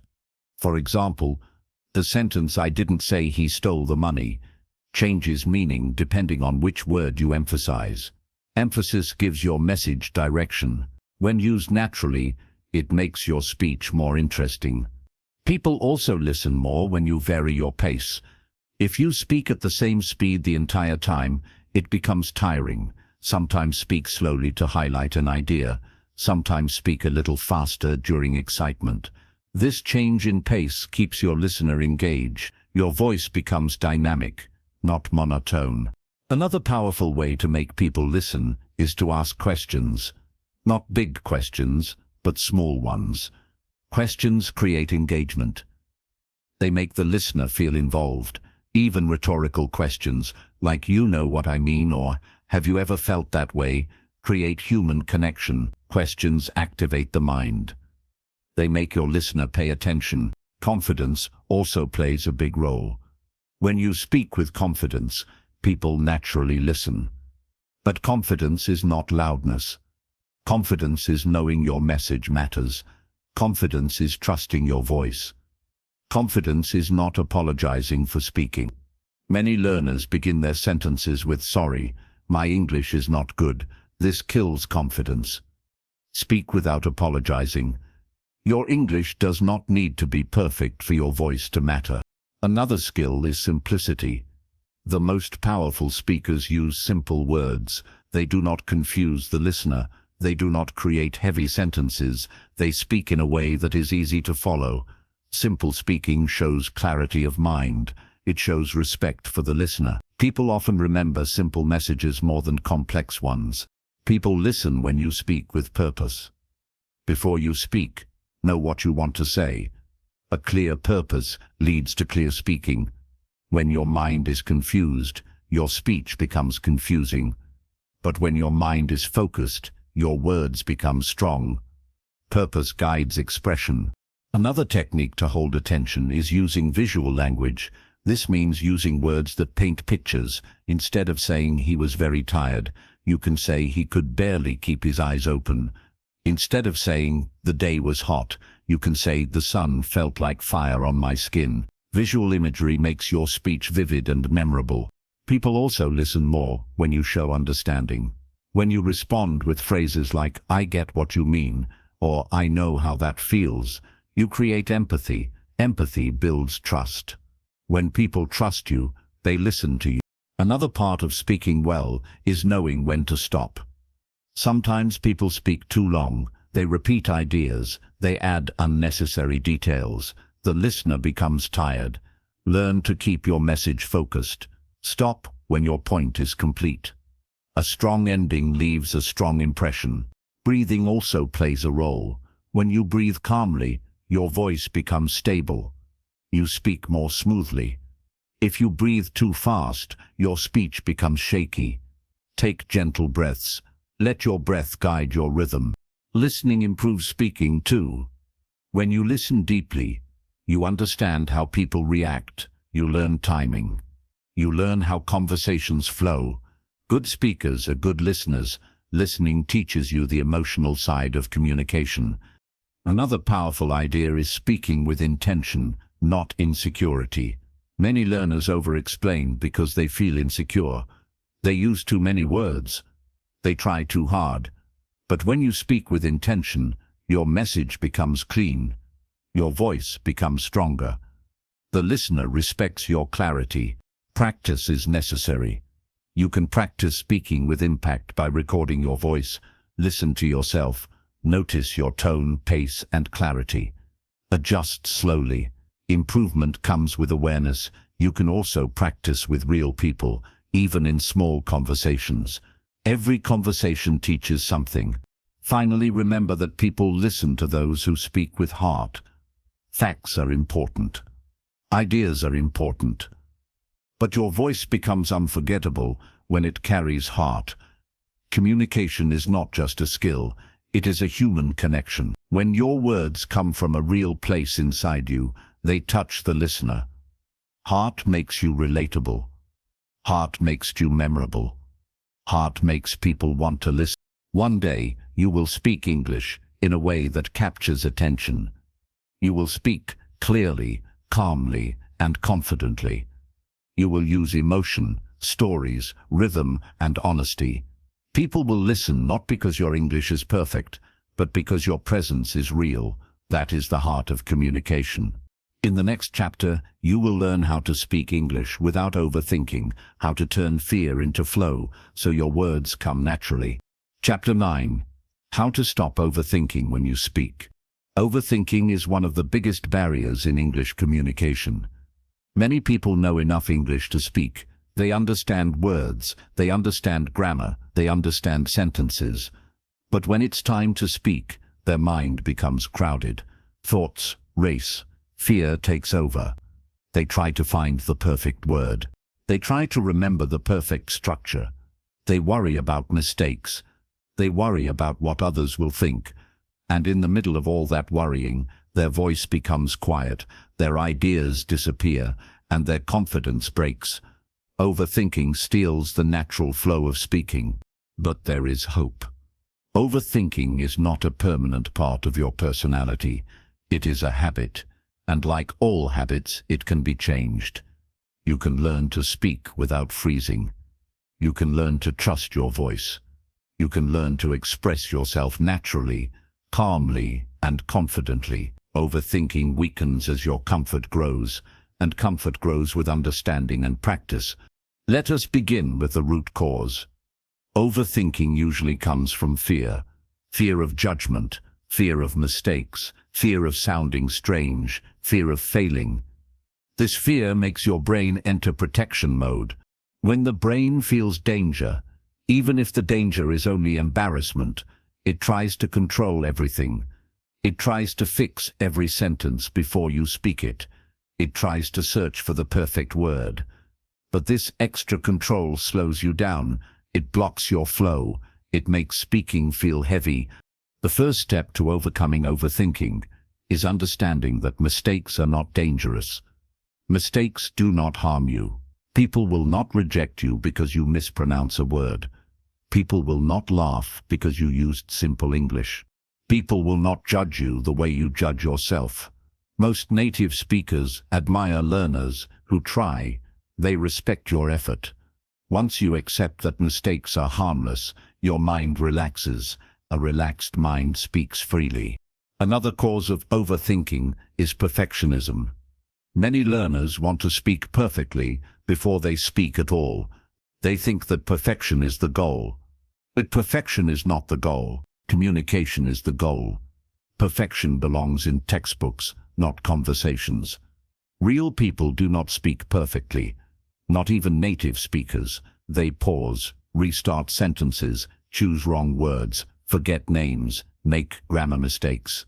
Real speech is imperfect. When you accept imperfection, your words flow more easily. Another way to stop overthinking is by shortening your sentences. Learners often try to say complicated things. They want to sound advanced. They try to build long sentences with difficult grammar. This creates pressure. The mind becomes anxious. Instead, use short sentences. Short sentences give you control. They give you space to think. They reduce fear. Short sentences are natural, clear, and strong. When you speak simply, your confidence rises. Another reason people overthink is because they believe others are judging them. But people are not paying as much attention as you imagine. Most people are busy thinking about themselves. They are not analyzing your English. They care more about the meaning than the structure. When you realize that people are not focused on your mistakes, you feel lighter, and when you feel lighter, speaking becomes easier. You can also stop overthinking by shifting your focus. When you speak, focus on the message, not the language. Focus on what you want to express, not how perfect it sounds. When your attention moves away from fear, your voice becomes natural. When your attention moves toward connection, your flow becomes stronger. Speaking is not a test. It is an exchange of ideas, feelings, and understanding. Another thing that helps is slowing down your speech. Overthinking makes you rush. Rushing makes you panic. Panic makes your mind freeze. But when you slow down, your thoughts have space. Your words form more clearly. Your voice becomes steady. Slow speaking does not mean broken speaking. It means calm speaking. Calm speaking is confident speaking. Practicing in low-pressure environments helps too. When you practice with people who support you, you feel safe. Safety reduces overthinking. Find friends who encourage your learning. Join communities where learners help each other. When you practice in a safe space, your mind learns that speaking is safe. This feeling continues when you speak to others. Another simple way to reduce overthinking is through repetition. When you say something many times, your brain stops questioning it. It becomes automatic. Think of how you ride a bicycle. At first you overthought every movement, but with repetition it became natural. Speaking works the same way. Repetition builds automatic confidence. Another powerful idea is practicing messy speaking. This means speaking without caring about mistakes. Talk freely. Let the words come. Do not stop to correct yourself. Do not worry about grammar. This teaches your brain that speaking does not require control. You learn to let go. Messy speaking creates freedom. Once you feel free, your natural flow appears. You can also reduce overthinking by preparing small phrases. These ready phrases act like stepping stones. When you know a few simple ways to start a sentence, you feel less pressure. Your brain feels supported. Examples like "I think," "in my opinion," "for me," "I feel like" help you begin smoothly. Once you start speaking, the rest becomes easier. Another important idea is practicing thinking in English. When you translate in your head, you overthink. You search for exact words. You compare languages. You try to match structure. This creates stress.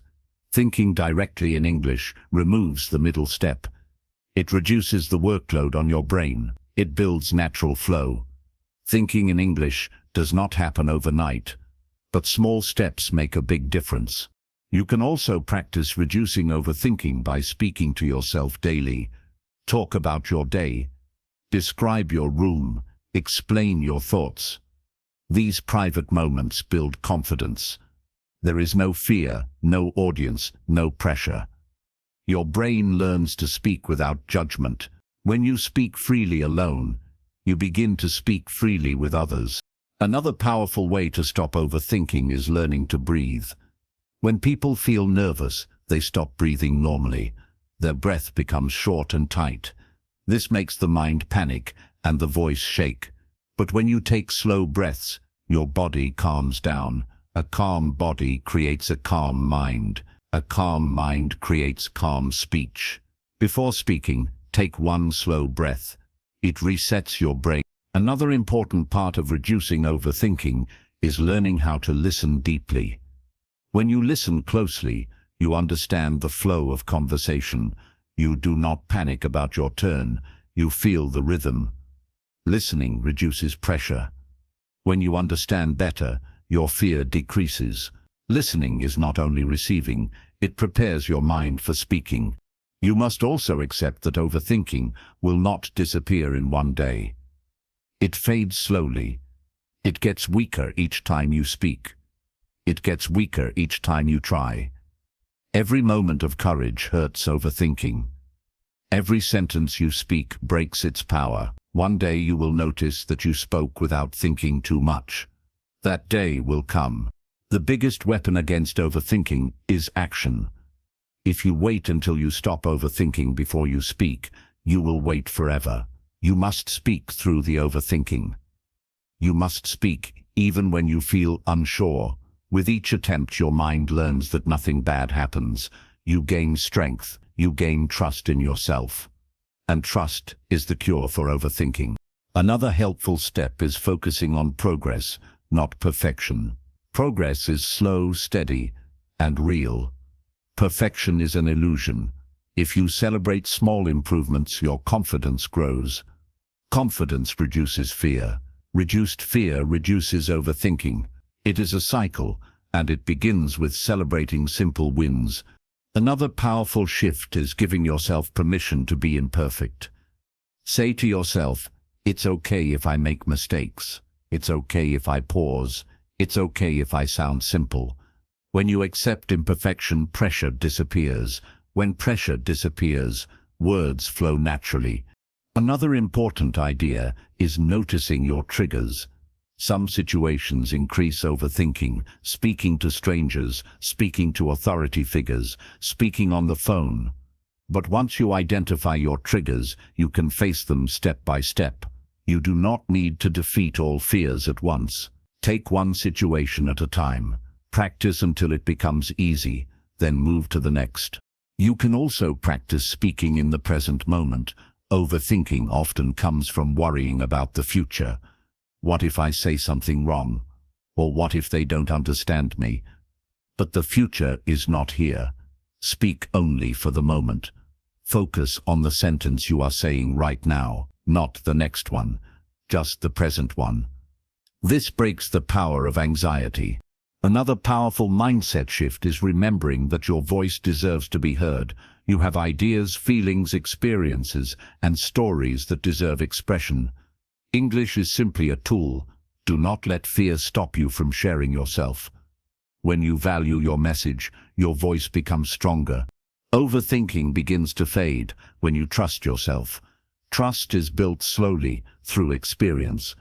The more you speak, the more trust you build. The more trust you build, the less you fear. And the less you fear, the more natural your flow becomes. Confidence is not a gift. It is something you grow inside yourself. One day, you will speak English without thinking too much. Your words will come naturally. Your voice will feel relaxed. Your mind will feel calm, and you will look back and realize that the fear you once had is no longer controlling you. In the next chapter, you will learn how to grow your vocabulary naturally in a way that sticks in your mind and becomes easy to use when speaking. Chapter 10.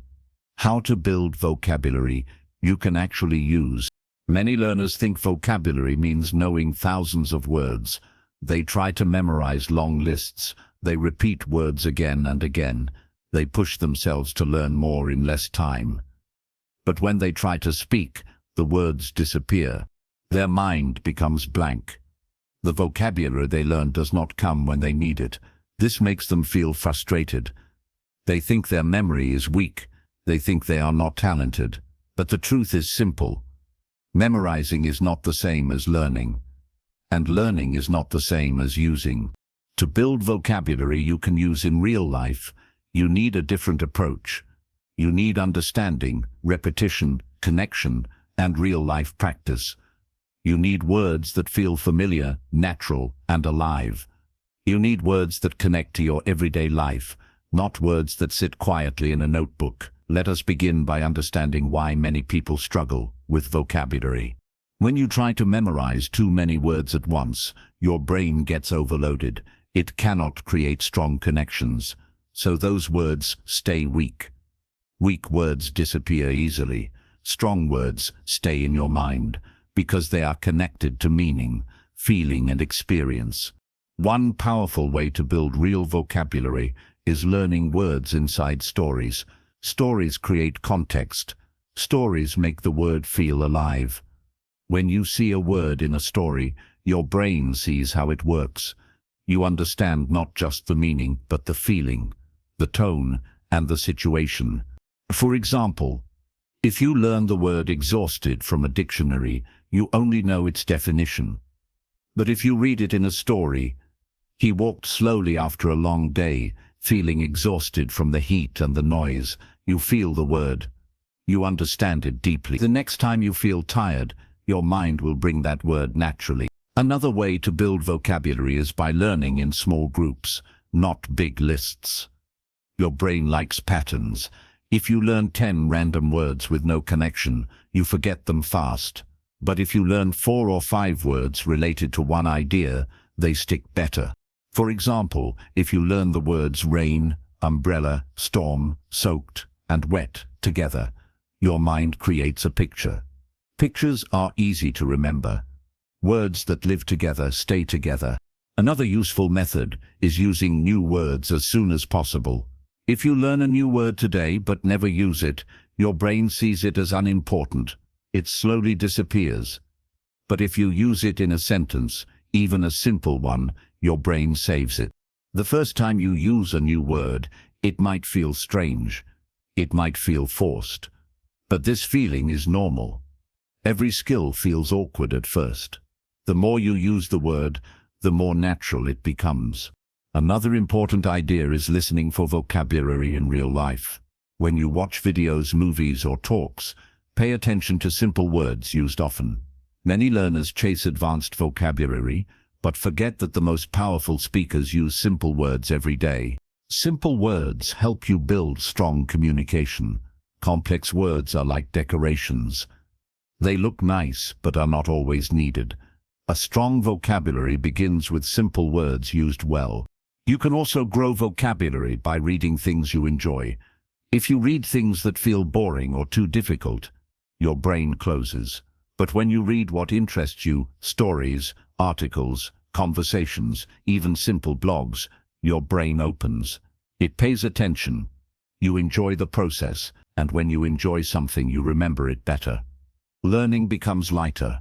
Vocabulary becomes natural. Another helpful method is shadowing.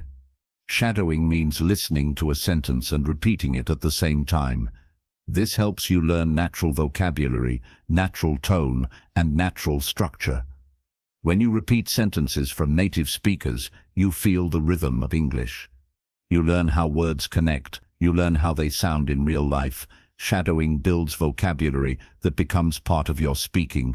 Another important reminder is learning vocabulary through feelings. When you learn a new word, ask yourself how it feels.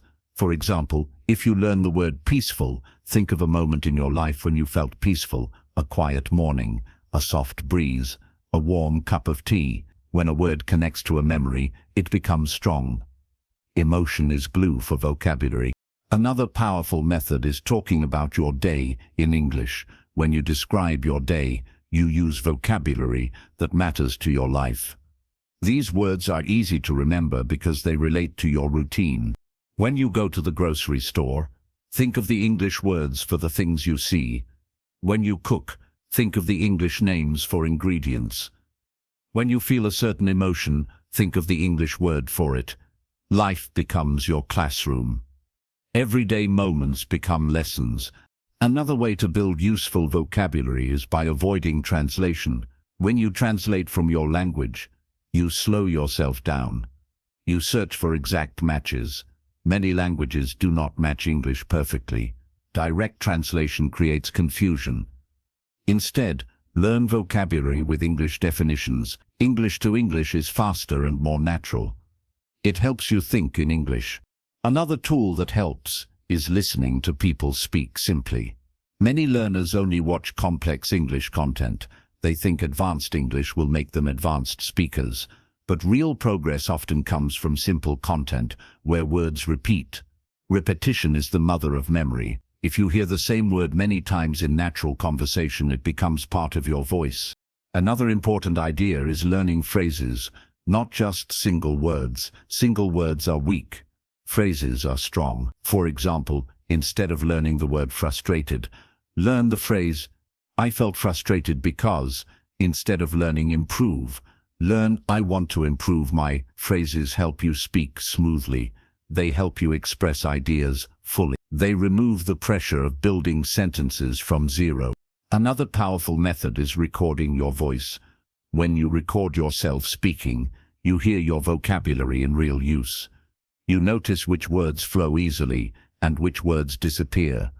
You notice areas where you need stronger words. You also notice progress. Every recording becomes proof that you are growing. This builds confidence, and confidence builds memory. Another simple but effective idea is surrounding yourself with English. Your environment shapes your mind. If your phone, social media, and music are mostly in your native language, your brain stays in that language.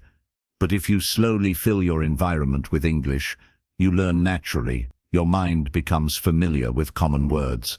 Familiarity removes fear. Familiarity creates confidence. Another important part of vocabulary building is patience. Vocabulary grows like a plant. You cannot force a plant to grow faster by pulling the leaves. You water it a little each day. You give it sunlight. You give it time. And one day, it becomes strong. Vocabulary grows the same way. A little practice each day is better than a lot at once. Consistency beats intensity. Another method that works well is reading out loud. When you read out loud, your brain learns vocabulary through your eyes, your ears, and your voice. This activates more parts of your mind. More activation means deeper memory. Reading out loud also improves pronunciation and confidence.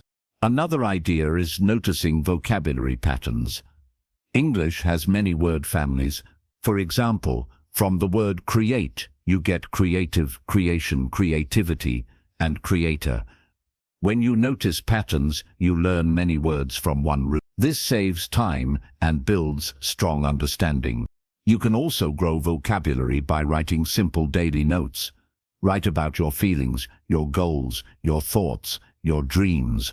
Writing forces your mind to choose words. This exercise strengthens memory. You do not need long paragraphs. Even short notes help. Another powerful approach is curiosity. When you hear a word you don't know, instead of ignoring it, become curious. Search its meaning. Listen to it in example sentences. Use it once in your day. Curiosity turns small moments into learning opportunities. Another important idea is not comparing yourself to others. Everyone learns at their own speed. Some people remember fast, some people remember slow, but slow memory is not weak memory. Slow memory is deep memory. Deep memory stays for life. Every learner is different, and that is okay. Vocabulary grows differently for everyone. Another thing that helps is choosing the right words to learn. Not all words are equal.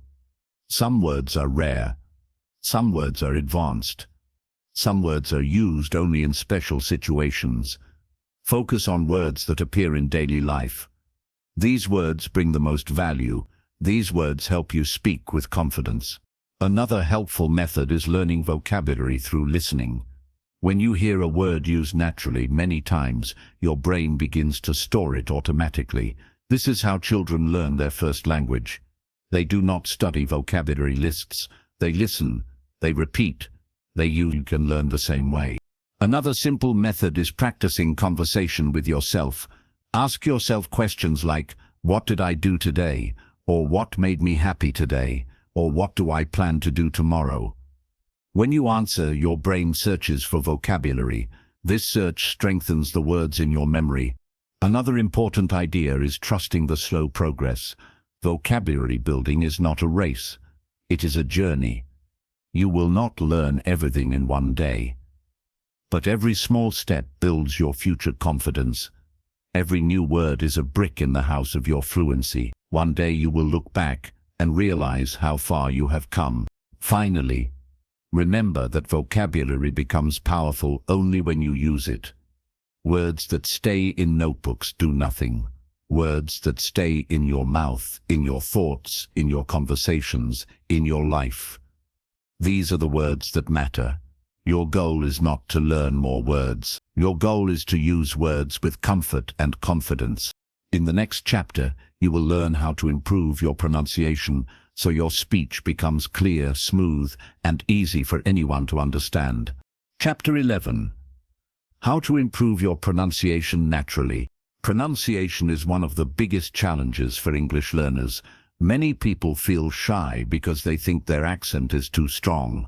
Some feel scared that others will not understand them. Some try to copy native speakers perfectly, but then their voice feels forced. Many learners feel stuck because they think good pronunciation means sounding like someone else. But the truth is simple. Good pronunciation does not mean losing your accent. Good pronunciation means being understood. Your accent is a part of your identity. It shows your history, your culture, your roots. You do not need to erase it. You only need to make your speech clear, warm, and easy to understand. The first step to improving pronunciation is listening. Before you speak a sound, your brain needs to hear it enough times. Think about babies.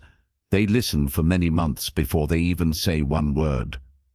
Listening creates a mental map. This map helps your mouth create the sound correctly. If you want to improve pronunciation, you must listen a lot. Listen to natural English. Listen to slow English. Listen to everyday conversations. Listen to different voices. The more you listen, the more your brain learns the music of the language. English has a rhythm. Every language has its own music, and English is no different. The rhythm of English is not flat. It rises and falls. Some words stretch. Some words shrink. Some syllables are strong. Some are soft. When you pay attention to the rhythm of English, your pronunciation improves automatically. You do not need to memorize rules. Your ears guide you. Rhythm makes your speech sound natural. Another powerful method is shadowing.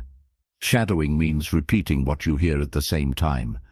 You listen to a sentence and speak along with it. This trains your ear, your mouth, and your brain at the same time. Shadowing helps you feel the flow of sentences. You copy the tone, the pitch, the pauses, and the rhythm. Shadowing is like singing along to a song. When you shadow often, your pronunciation becomes smoother. You stop forcing the sounds. Your mouth becomes familiar with English movement. Another simple method is slowing down. Many learners speak too fast because they feel nervous. Speaking too fast makes pronunciation unclear. When you slow down, your words become sharper. Your breath becomes steady. Your voice becomes clear. Slow speaking gives you control. It also gives the listener comfort. A calm voice is easier to understand. You do not need to speak extremely slow, just slow enough that you hear your own sounds clearly. Another helpful technique is observing your mouth. English sounds depend on mouth position. The tongue, the lips, the jaw, everything works together. Some sounds might not exist in your language. This makes them feel strange at first. But if you watch how native speakers move their mouth, you understand how the sound is created. You can do this by watching videos or looking in a mirror. When you see the movement, your brain learns faster. Another important idea is strengthening your weak sounds. Every learner has certain sounds that are difficult. Maybe the th sound, maybe the v sound, maybe the difference between ship and sheep. Instead of avoiding these sounds, practice them gently. Do not force yourself, do not punish yourself. Practice slowly. When you give attention to weak sounds, they become stronger. Over time, they become natural. Another method that helps is linking. English words often connect when spoken. For example, look at it sounds like look at it. What are you doing sounds like what are you doing. Native speakers link words without thinking. When you learn linking, your speech becomes more fluent. Linking removes the robotic feeling. Linking makes your speech smooth. You can practice linking by listening to natural conversations and repeating sentences exactly as you hear them. Another helpful technique is listening to yourself. Recording your voice may feel uncomfortable at first, but it is powerful. When you record your voice and listen to it, you notice your strengths and weaknesses. You hear which words sound clear. You hear which sounds need work. You also hear your progress. Every recording becomes a small victory.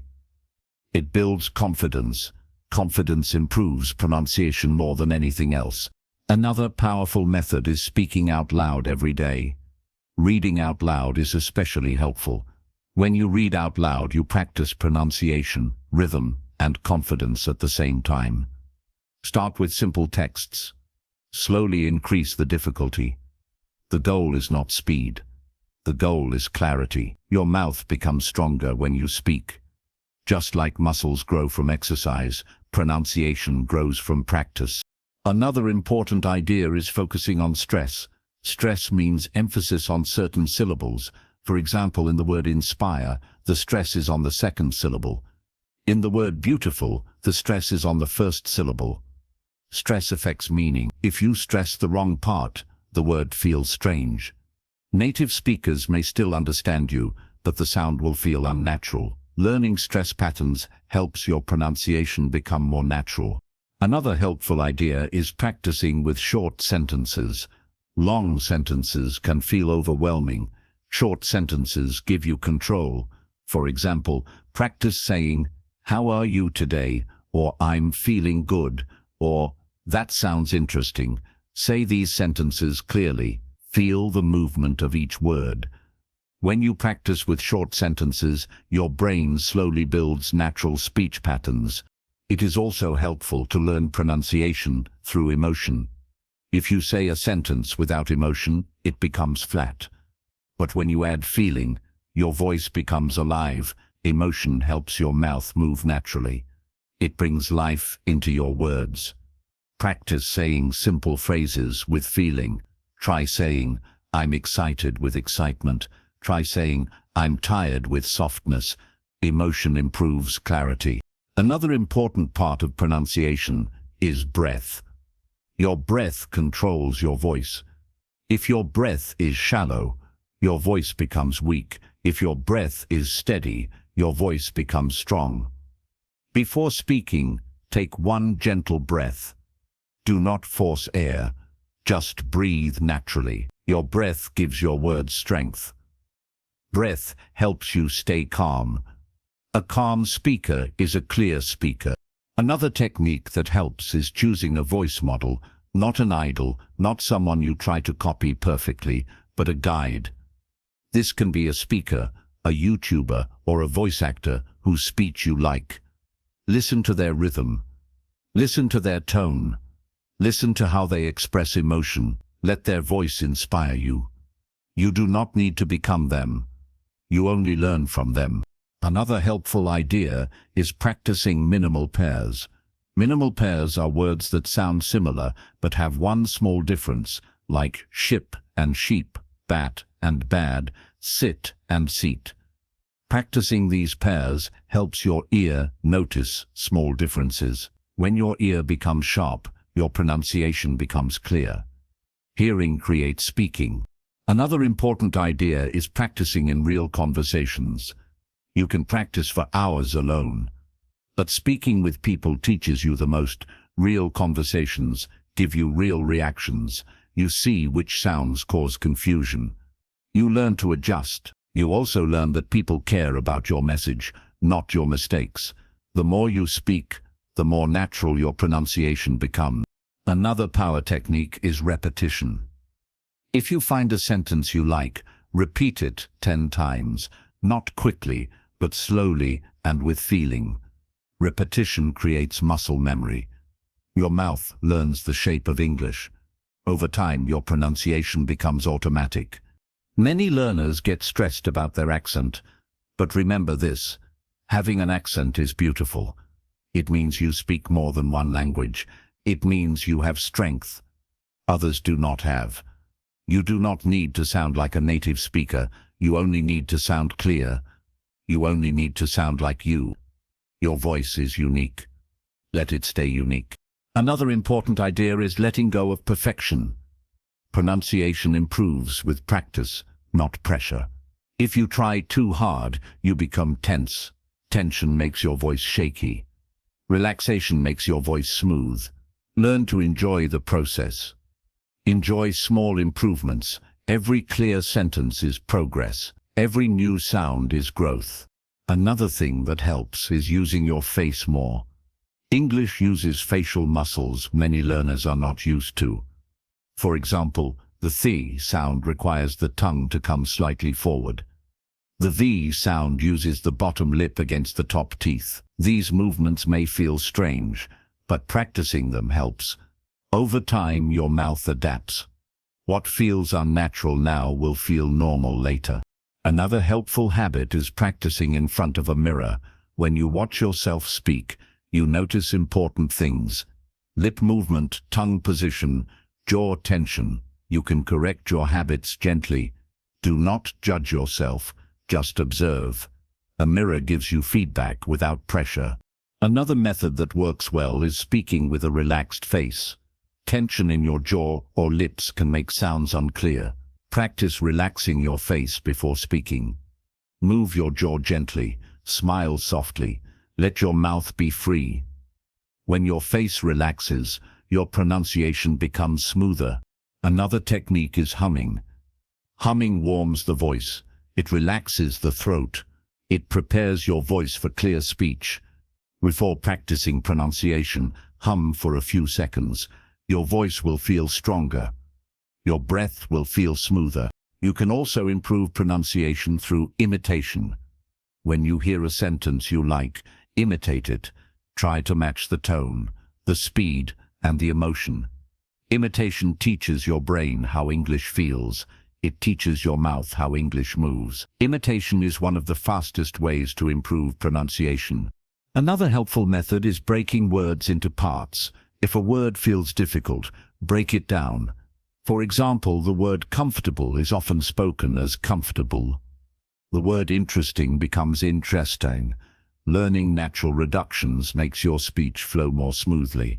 Another important idea is practicing vowel sounds. English has many vowel sounds that may not exist in your language. These sounds can change the meaning of a word. For example, full and fool are different. Practicing vowel sounds helps your speech become clearer. Another simple practice is reading poems or song lyrics out loud. Poems and lyrics carry emotion and rhythm. They teach you the music of English. When you read them, you train your voice to move naturally. You feel the flow of language. Another important idea is confidence. Clear pronunciation grows from confidence, not fear. When you believe your voice matters, your speech becomes wronger. When you believe people want to understand you, your voice becomes warm. When you trust your ability, your pronunciation improves. One day, your pronunciation will feel natural. You will speak without fear. You will feel the rhythm. Your words will come smoothly. People will understand you easily. You will communicate with confidence and comfort, and you will realize that pronunciation was never about perfection. It was about connection. In the next chapter, you will learn how to stay confident in any English situation, no matter who you speak to or where you are. Chapter 12. How to stay confident in any English situation. Confidence is not something you are born with. Confidence is something you grow just like a plant.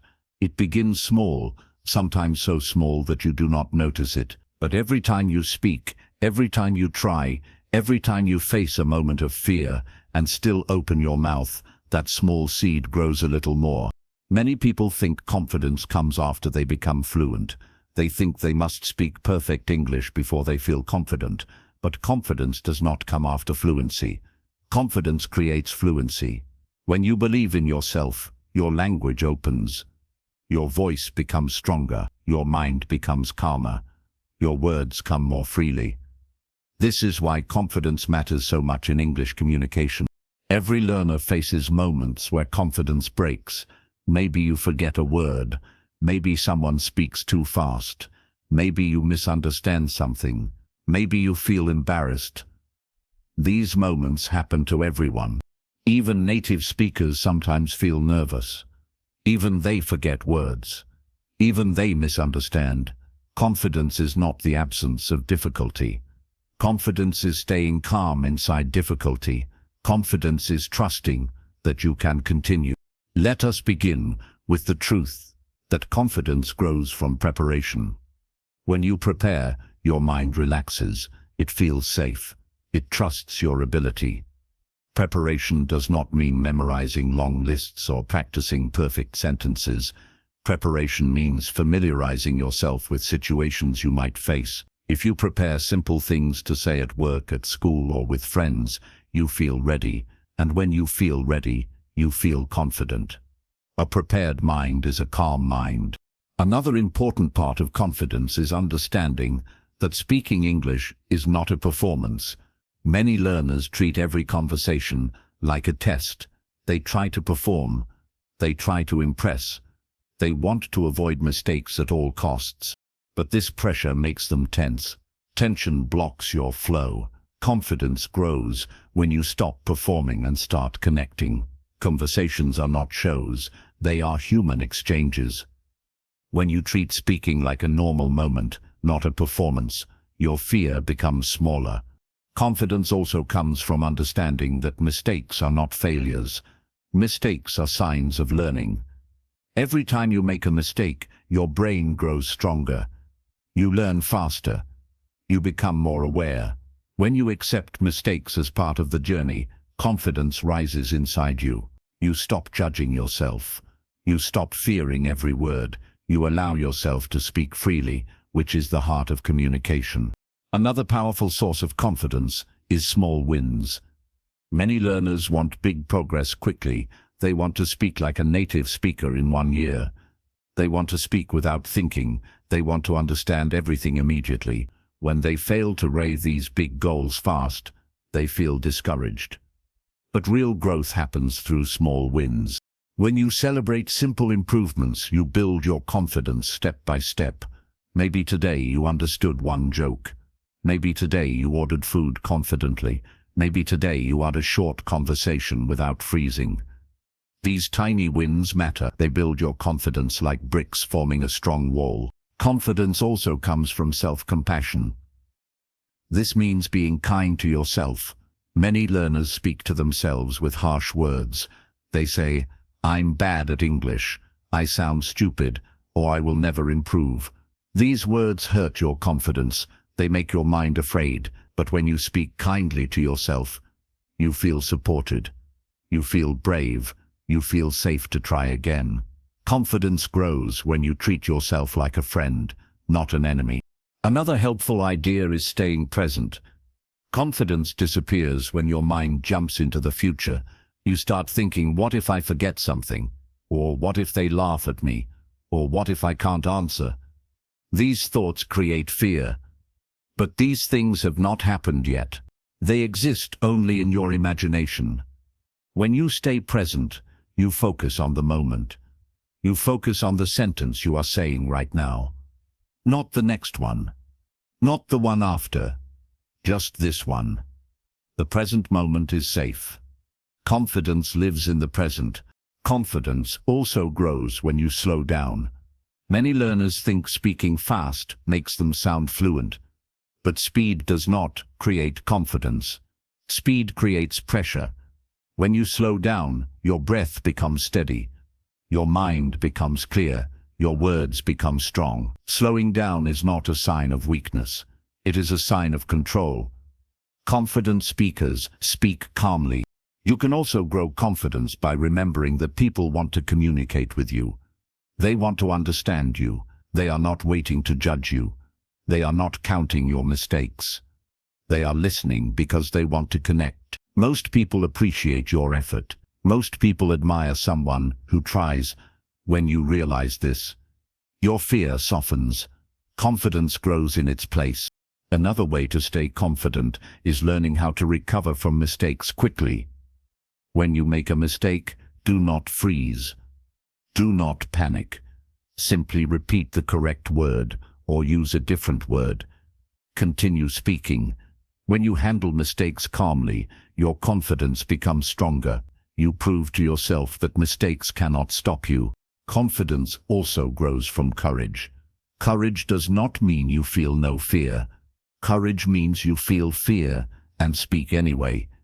Every time you speak in a moment of fear, you gain strength. Courage is a muscle. The more you use it, the stronger it becomes. Confidence is the reward you receive for showing courage again and again. Another important part of confidence is trusting your progress. Learning English is a long journey. You will not notice progress every day, but progress is always happening. Your brain is learning even when you do not realize it. Your mind is building connections quietly. Trust that you are growing. When you trust your journey, confidence becomes steady. You can also build confidence through exposure.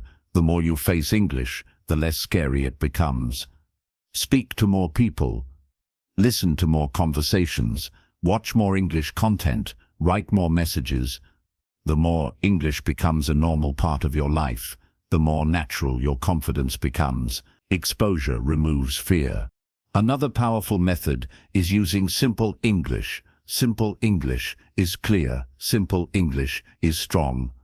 Complex English may look impressive, but it is not necessary for confidence. Simple English helps you express yourself without fear. When you stop trying to sound advanced, your mind becomes relaxed. Confidence grows in a relaxed mind. Another helpful idea is preparing for common situations. For example, if you feel nervous at work, prepare simple phrases for those moments. If you feel nervous ordering food, prepare sentences you can use. If you feel nervous meeting new people, prepare basic introductions. When you prepare, your confidence increases. Confidence also grows from support. Surround yourself with people who encourage you. Friends, teachers, communities, or even online groups that make you feel safe to speak. When you speak in a supportive environment, your confidence slowly becomes strong enough to face more difficult situations. Another important idea is accepting your accent.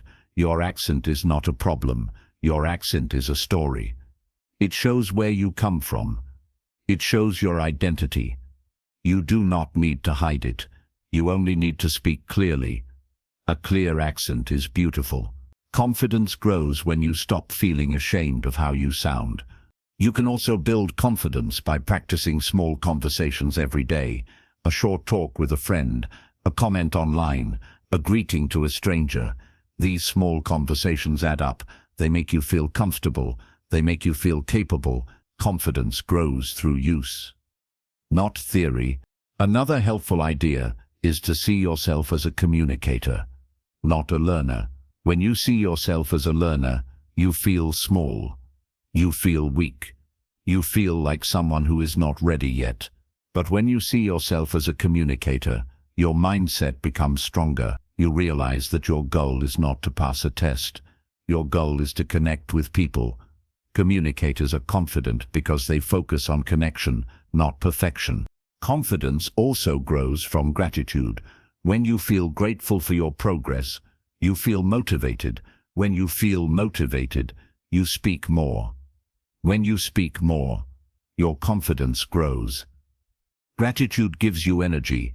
It keeps you moving forward. Another powerful way to build confidence is speaking with intention. Before you say something, know what you want to express. When your purpose is clear, your words come easily. Confident speakers speak with purpose. They know what they want to say. Another idea is reminding yourself of past successes. Think of moments where you communicated well. Think of moments when someone understood you. Think of moments when you felt proud. These memories are proof that you can do it. Confidence grows when you focus on your strengths, not your weaknesses. Another part of staying confident is learning to breathe through fear. Fear makes your breath short. Short breath makes your voice weak. But when you breathe deeply and calmly, your body relaxes, your voice becomes stronger, your mind becomes clear. Breath is the foundation of confidence. Another idea is practicing self-acceptance. Accept that you are a learner. Accept that you are growing. Accept that the journey takes time. When you accept yourself, you feel stable. Confidence grows in stability. Another important truth is this: confident speakers are not perfect speakers. They are brave speakers. They try. They smile. They continue even when they struggle. They communicate with heart. And people feel that. People respond to that. People connect with that. One day, you will walk into any English situation and feel calm. You will speak with comfort. You will express yourself naturally. You will feel your voice rising with confidence. You will not fear mistakes. You will not freeze. You will speak as yourself, with honesty, clarity, and strength. Your confidence will not come from knowing every word. It will come from trusting your journey. Trust yourself. Trust your growth. Trust your voice. You are becoming a strong English communicator, one sentence at a time.